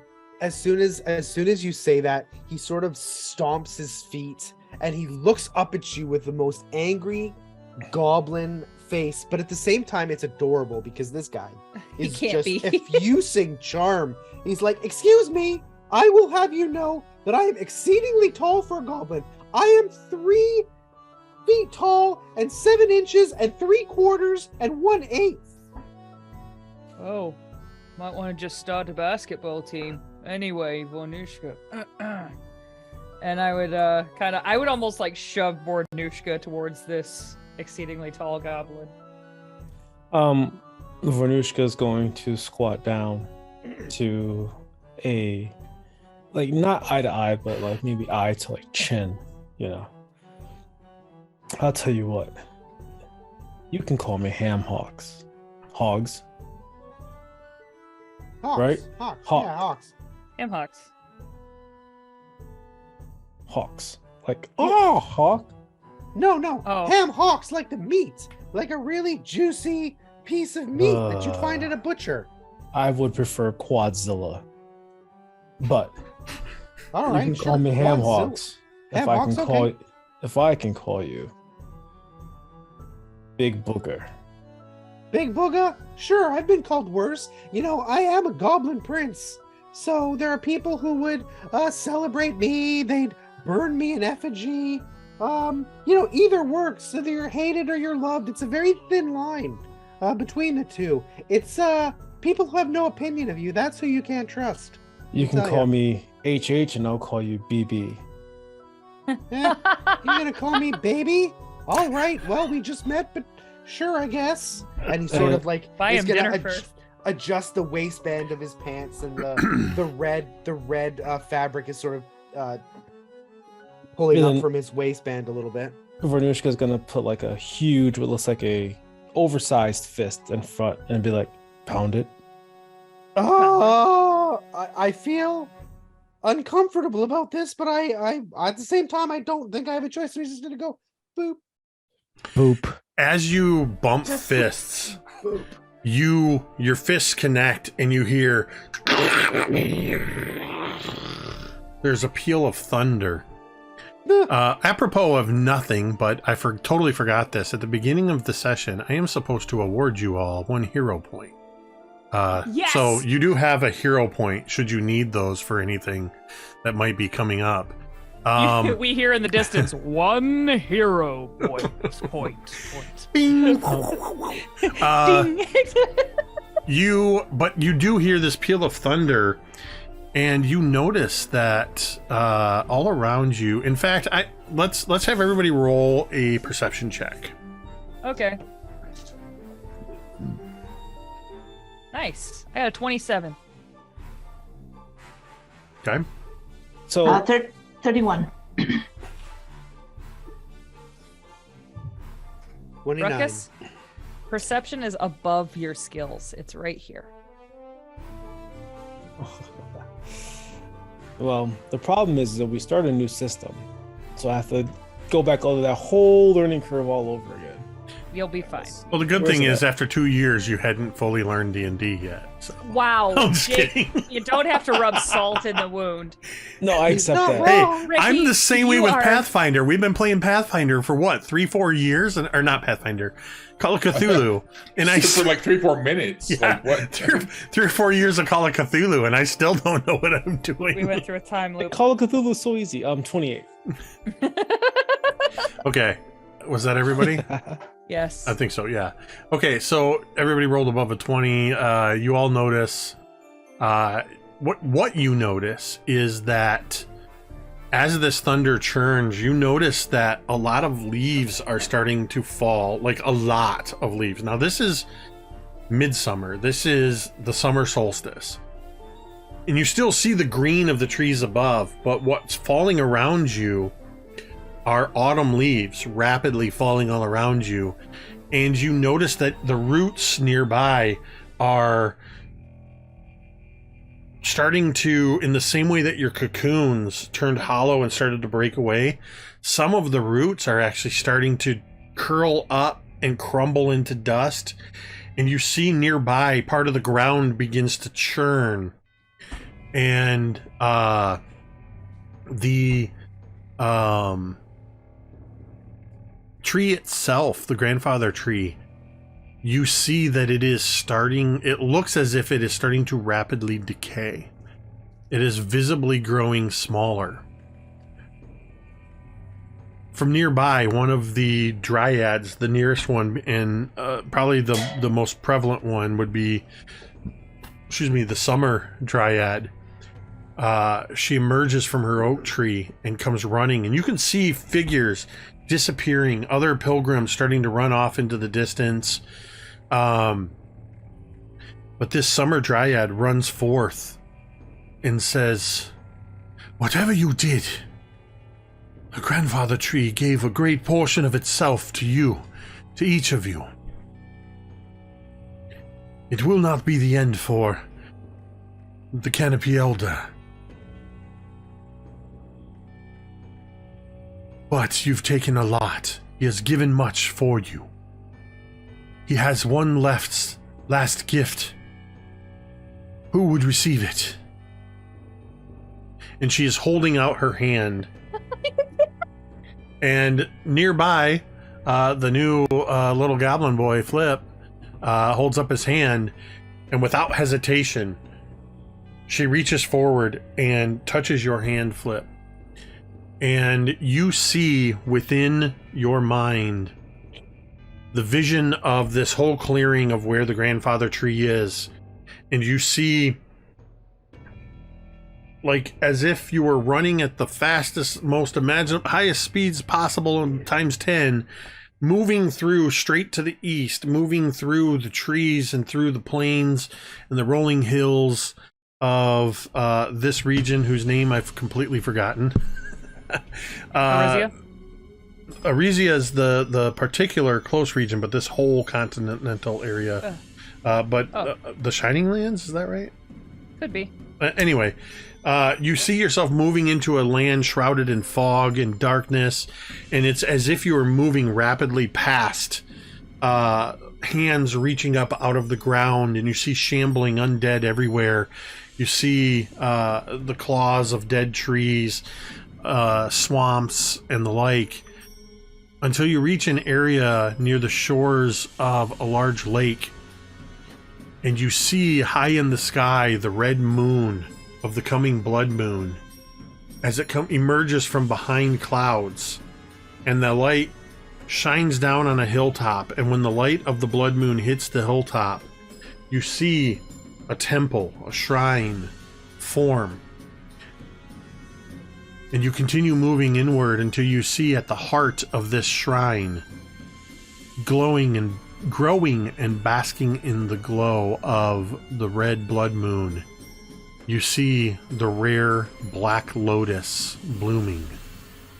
This is the thing, that the knowledge that everyone came here for, where to go and what to do. You know that in about a month's time will be the blood moon, and so you have about a month to get to this location, where only once every 10 years does this shrine, this temple, this monastery appear, and this black lotus grows on in its final stage, basking in the light of the blood moon, and this is the key to potentially being able to save Togo and Vorn, and that information is now held by Flip.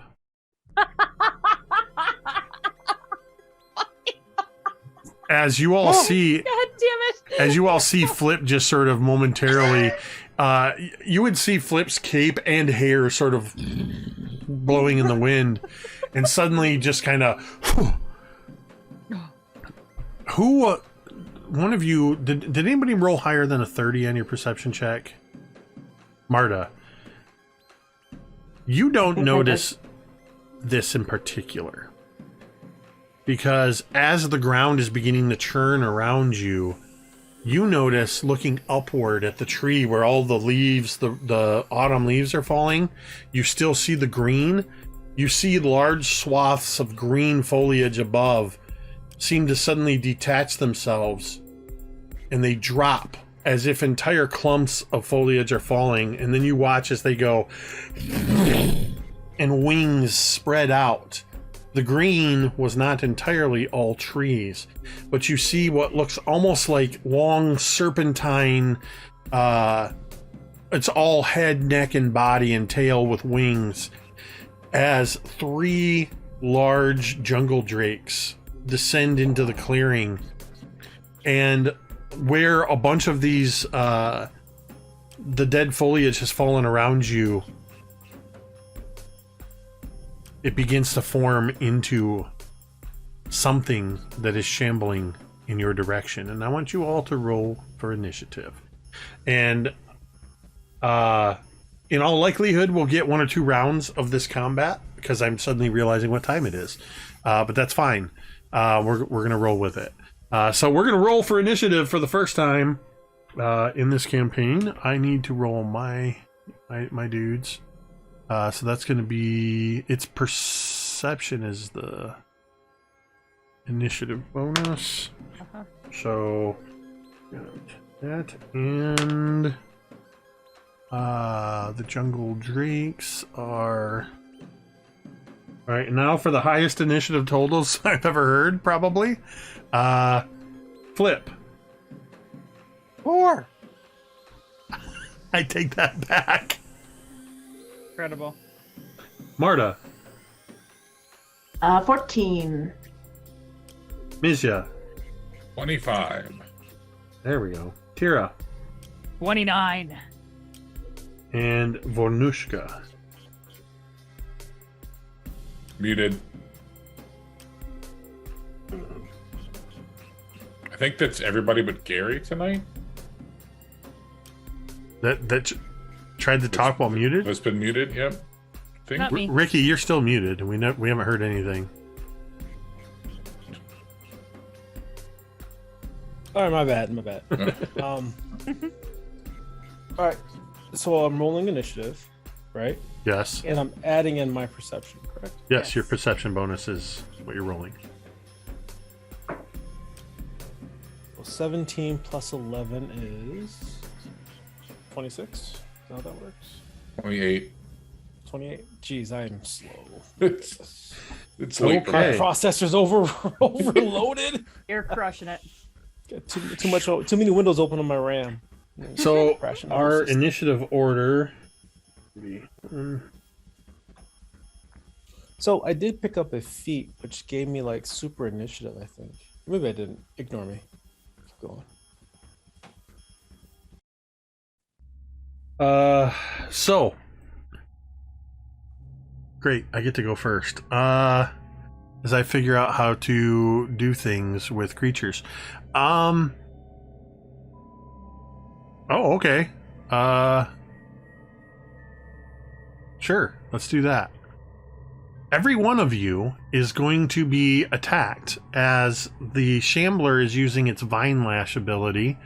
It's going to make a Vine Strike against each creature within range, which is 20 feet. Nope. Let me reread that. Which is 10 feet, and it's basically forming at your feet. So it's going to get one strike on each of you. So, Vornush'ka. This is where things get weird. So that's going to be a...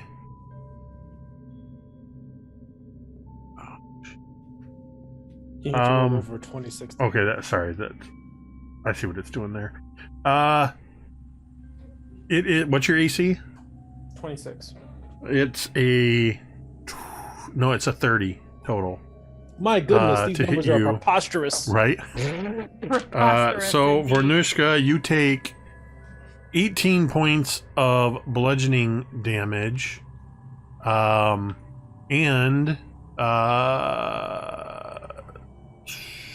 bear with me as I check these out. We might get through one round of combat tonight. You are grabbed, No, which means you are immobilized, so you can't move. So, okay. And you're flat-footed, Okay. which gives you a So I have- -2 circumstance penalty. But I have this thing that's called steady balance that allows me to like do a reflex save on a to grab. Or what? No, never mind. No, if it's an ability, I mean. No, let me read through it. 'Cause I don't want to waste people's time. Keep All moving. right, so the next attack is going to be against Marda. That is a 33. Yeah. Yep. So Marda, you take a 10 plus. You take 18 points of bludgeoning damage, and you're grabbed. Mizya, that's a 35 to hit. Mizya, you take 17 points of bludgeoning, and you're grabbed. Teera, what's your AC? 25. One of the vines lashes out and slams into the remnants of your cocoon and misses you. And Flip, that is a 34 to hit. That is a hit. So Flip, you are going to take 12 points of bludgeoning, and you're grabbed. You see all around you, Teera, that every one of your allies, except for you, has been grabbed by this thing. They've been hurt a little bit. And you are up next in the initiative.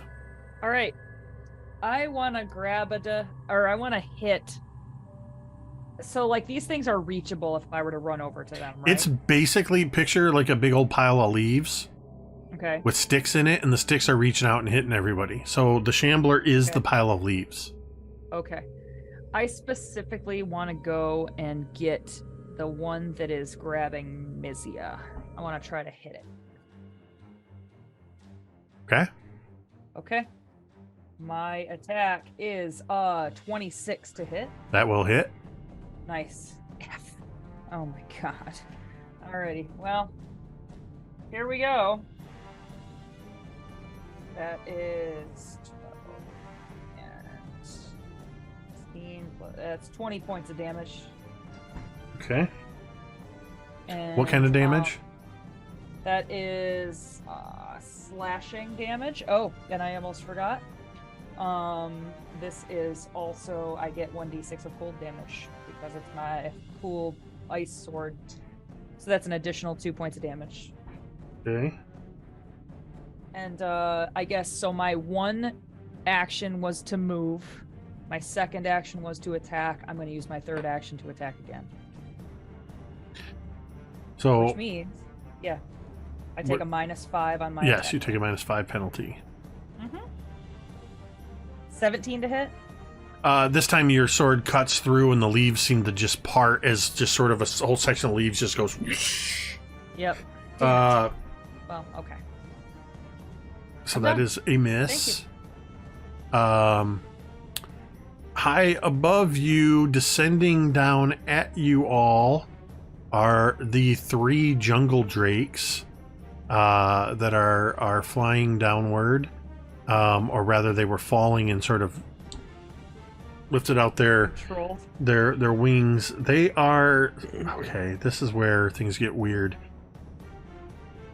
When I make an attack, so you guys are, most of you are grabbed.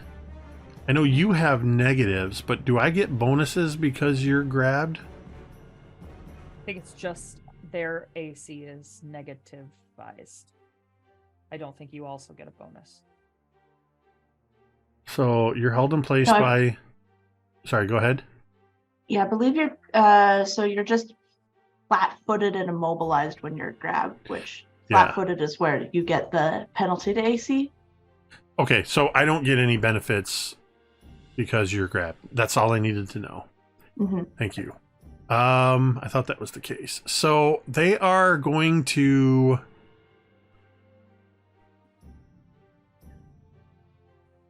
They're going to randomly swing down at the first one is going to target Mizya. As it flies down, its tail sort of lashes at where Mizya is caught up in this vine.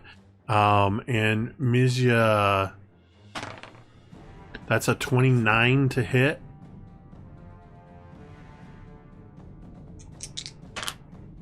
Uh, 11, 18 piercing damage, and I need you to make a fortitude save.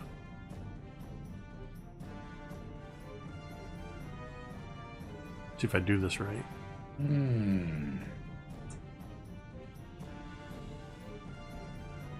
Is a 27 fortitude. Okay. You save against the jungle drake venom. You are not poisoned. The second one flies down and is going for Marda. This one is going to attempt.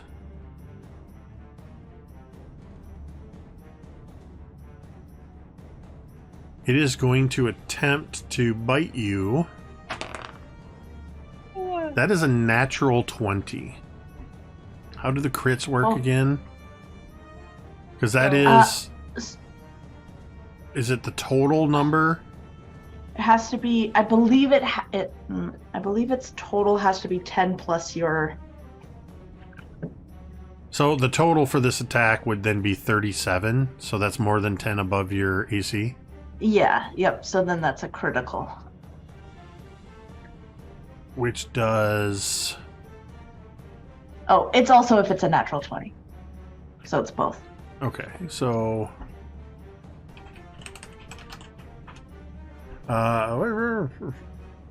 You deal double damage. That's fun for you. Okay. So we're gonna do. I'm overruling my original D&D house rule of automatic max damage plus dice roll because I want to learn this system before I start house ruling. So M, when you do this, do you roll double dice or do you roll the damage dice and double it?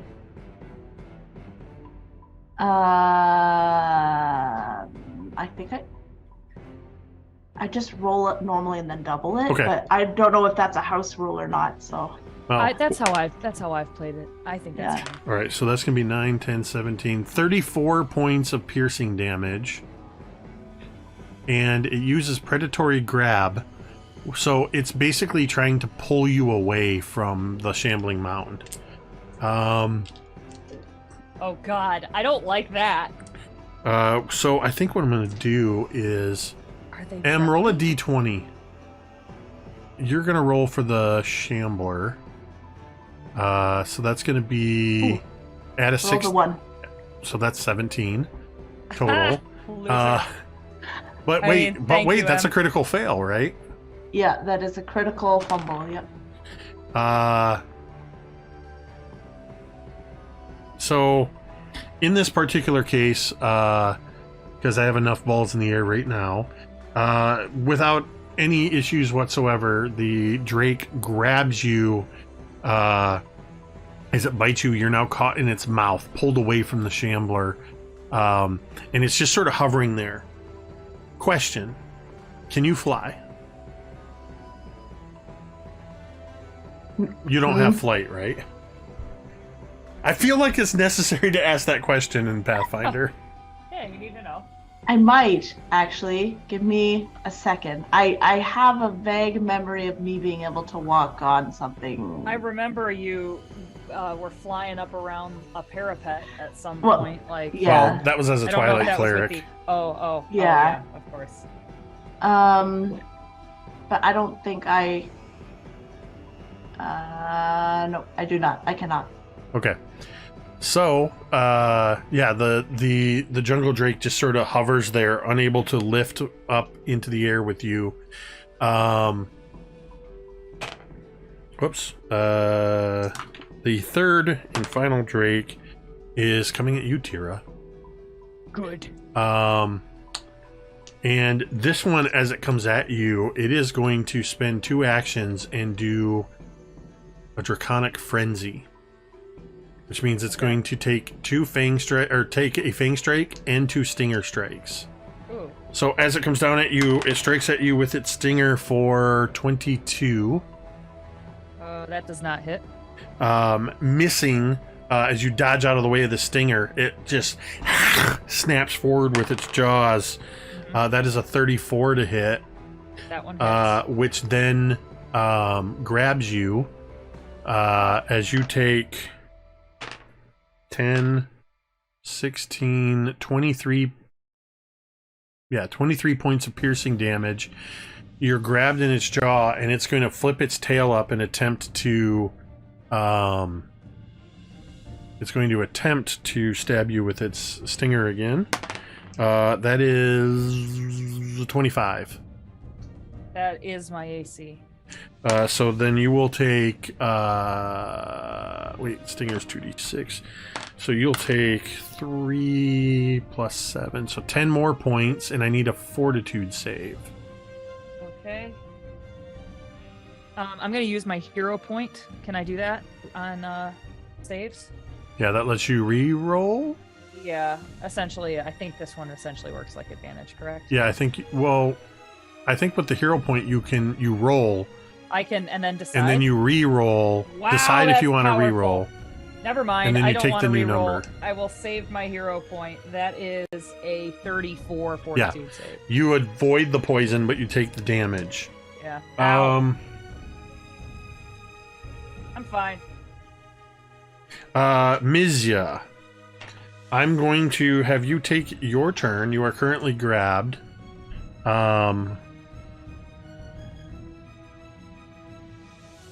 Which means, if I'm reading this right, so on a grab,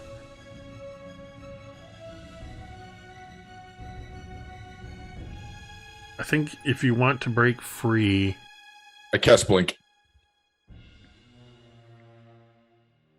okay, well that'll fix that issue. Yep. Mhm. Never mind. So, So that's an action to cast your spell. yep. So I'm gonna cast blink. And so so I get the 3 actions in my turn, right? Yep. Blink is So- 2 actions. Where are you seeing that?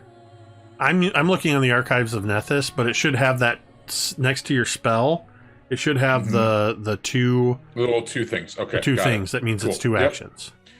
Got it. Okay, cool. So I'm gonna, and then I can reappear 10 feet away. So I'm just gonna reappear 10 feet away from where all this is happening. You also gain resistance to all damage. Yep. Resistance 5 to all damage. And then I am going to also, who's next in initiative order? That's going to be Marda. Marda. I'm gonna go ahead and I'm gonna cast use my last action here. I'm gonna just tell you, Marda, you can do it. I believe in you. It's going. And I'm gonna cast Winning Streak. So the target is energized by its good fortune and it spreads to others as long as they keep winning. Gains the quicken condition for 1 round if the target or one of their allies within 20 feet gets a critical success. Basically, if you crit, anybody in the next turn crits, they pass it on, or you will receive this condition, and it continues to pass on if we continue to crit. That's So- amazing. That is an awesome spell. And bear in mind, critting is just exceeding the DC by 10. Is that correct? Yep. Any exceeding. Mhm. Yep. Yeah. Yeah. And Cool. and the Good. interesting thing about blink is you can sustain that for a full minute, so you can just keep blinking out and moving. As I'm reading the spell. Does me casting Winning Streak though break the sustain? So on I that? don't know that. I'm not sure. I feel like it would, so I'm gonna play it as if it did, That's probably and fair. if we Yeah, I'll look into that because that seems to be what would be considered a concentration, whereas Seems like it. this winning streak is like a single. Yeah, I'll look into that, but that's good. We'll rule it that way. All right, so you've bestowed a winning streak on Marda, who is quickened, which I believe means you get 1 extra action now. And it's your turn, and you are also you are grabbed by the drake in its jaws. So I am grabbed, which means that if I want to cast a spell that's a movement, I have to make a roll, I believe, to make like the action. Yep.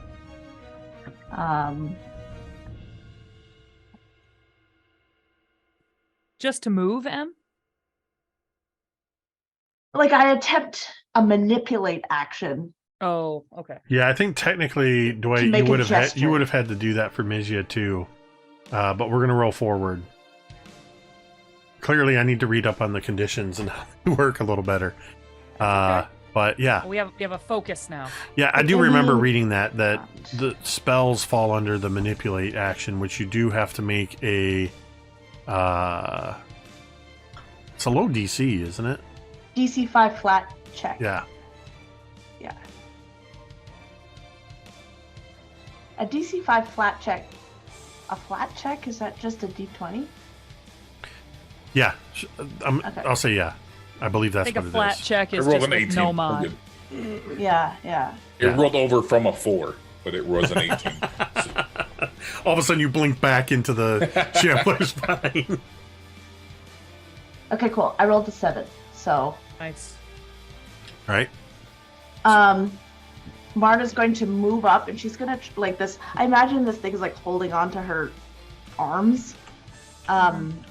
And she's going to reach up and she's going to hold on to this drake. And as she does so, she's going to cast Vampiric Touch.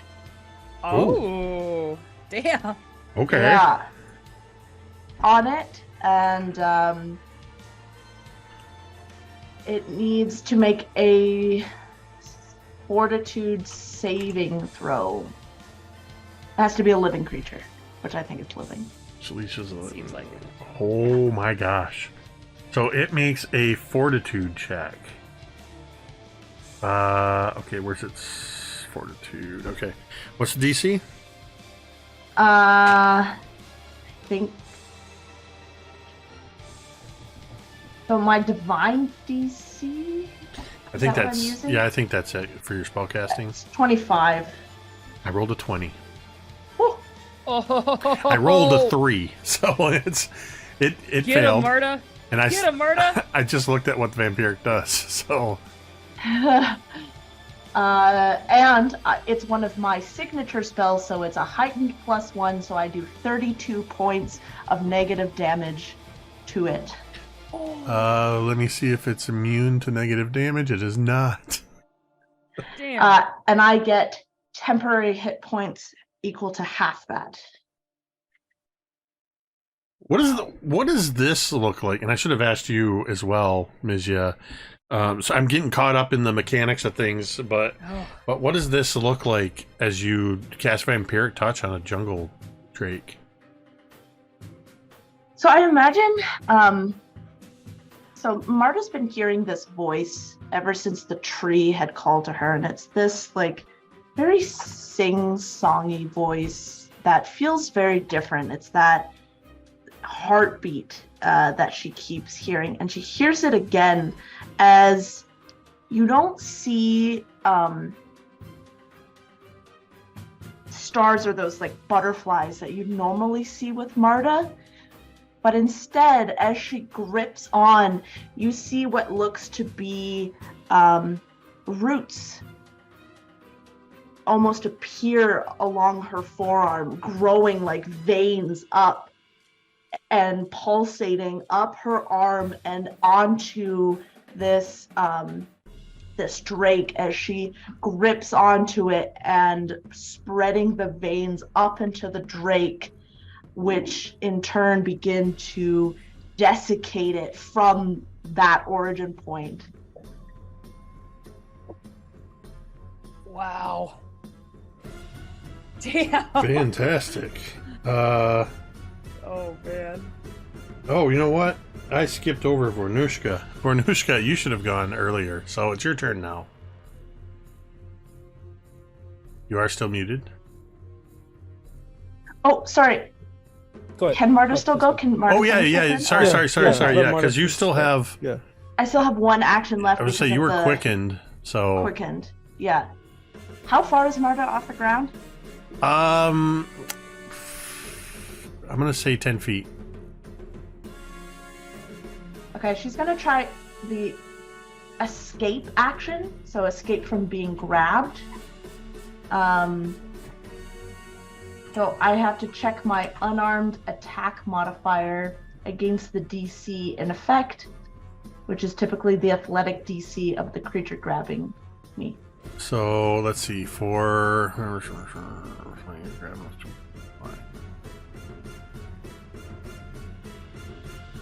okay, yeah. Well, so it's versus the athletics, or is it a contested roll? I don't think that you do contested rolls in Pathfinder, do you? No, it's versus the DC, Which which I'm looking. Oh wait, nope, that's that. Inventory grabs.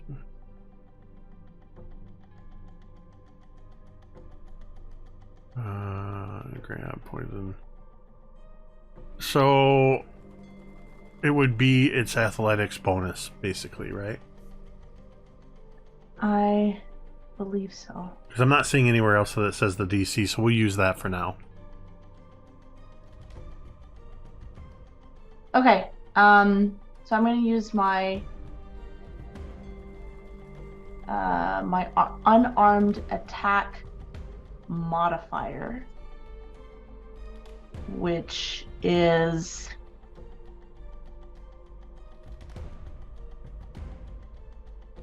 something.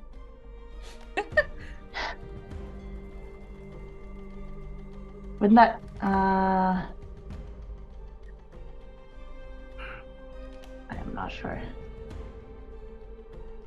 You know what? To make things easier, it says you can choose athletics instead or acrobatics. I'm just gonna choose acrobatics instead. So.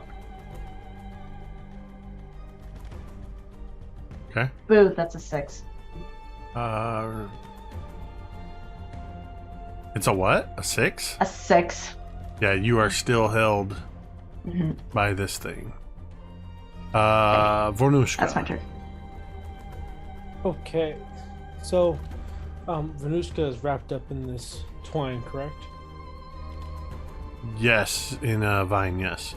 Yes, in the vine. Vornush'ka looks around and is going to try to break free. So that would be an action to do the same thing that M just did. Yeah. It's D20, right? Yep. Alright, any modifiers I'm throwing on this? You can do acrobatics or Strength? like Athletics as well. or athletics. Okay. Wrong one. I'm gonna try to roll it in the system, see what that means. Oh, get out of here. Don't you dare. Alright, so 17 on athletics. That beats it. Nice. Oh, nice. Yep, Alright, that beats it. So you break loose for one action. okay. Still have 2 actions left.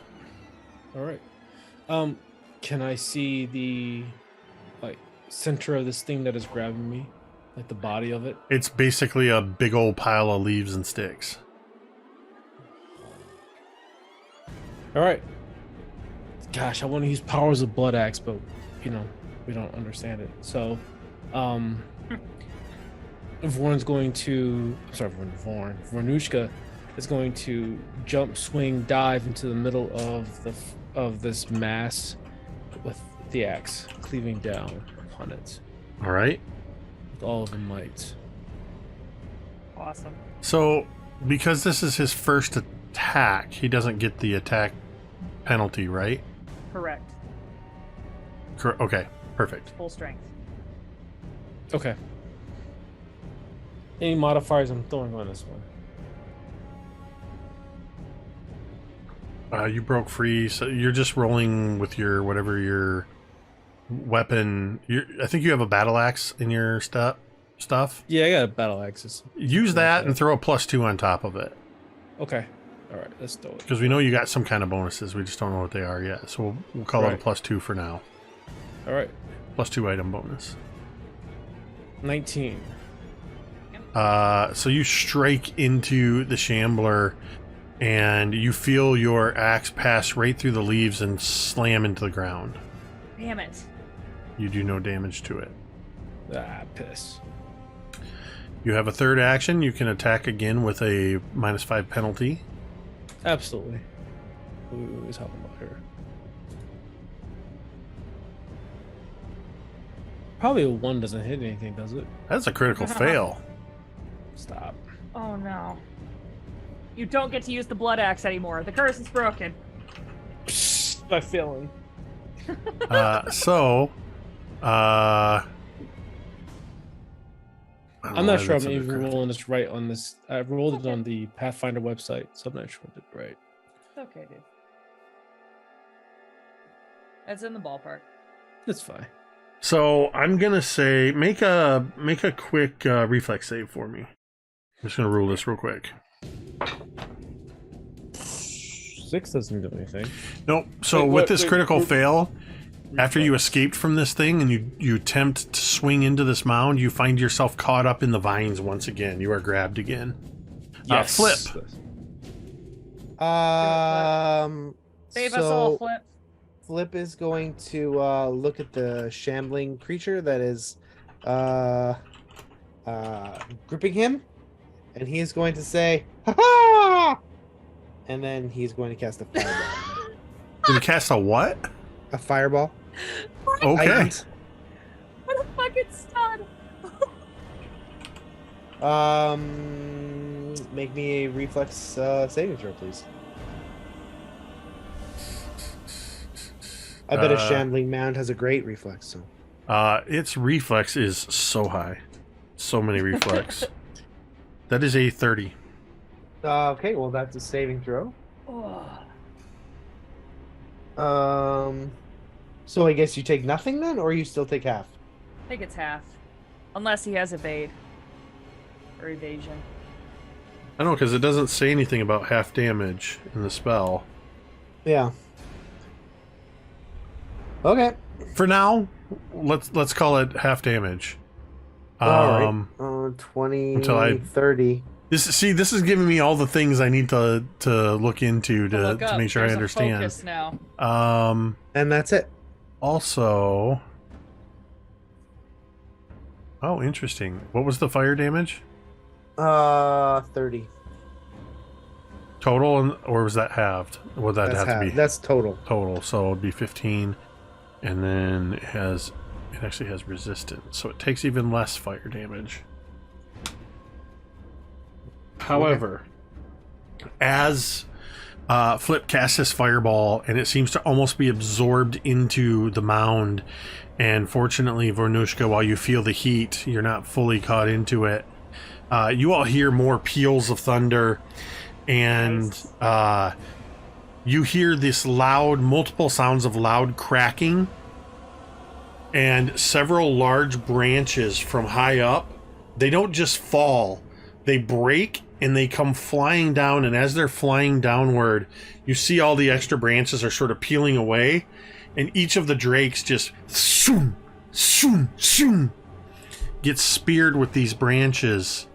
Oh! And the vines on the ground that haven't fully decayed yet begin coming up and pulling on the shambler and start dragging it down. And two vines come up and grab the smaller vines that have you entrapped, Vornush'ka, pull them apart until the vines pull in, and the three drakes lie dead, skewered on these massive branches. Leaves continue to fall around you. The tree gives one final shudder, shriveled, broken, looking like a storm has passed. And that's where we're going to end. Oh my god! Grandfather tree for the win! Let's go! And that's the end. Yeah, thank you so much for everybody tuning in and welcoming us back. A little rough around the edges. We're going to learn the system as we go. But yeah, just thank you for welcoming us back, and we hope you'll continue every Monday night to join us for the continuing adventures of Scribes and Scrolls and all these wonderful characters. I'm sort of shaking off the rust on streaming too, so we'll get back into the swing of things. But thank you everybody who tuned in tonight. Thank you to everybody who donated for domain tomes. And of course, as always, thank you to Gary, Cari, M, Dwight, and Ricky, without whom this would just be me talking to myself for a couple hours. With that, we are going to go ahead and end this stream the same way we end every stream. And you can say it with me if you want. See you, suckers!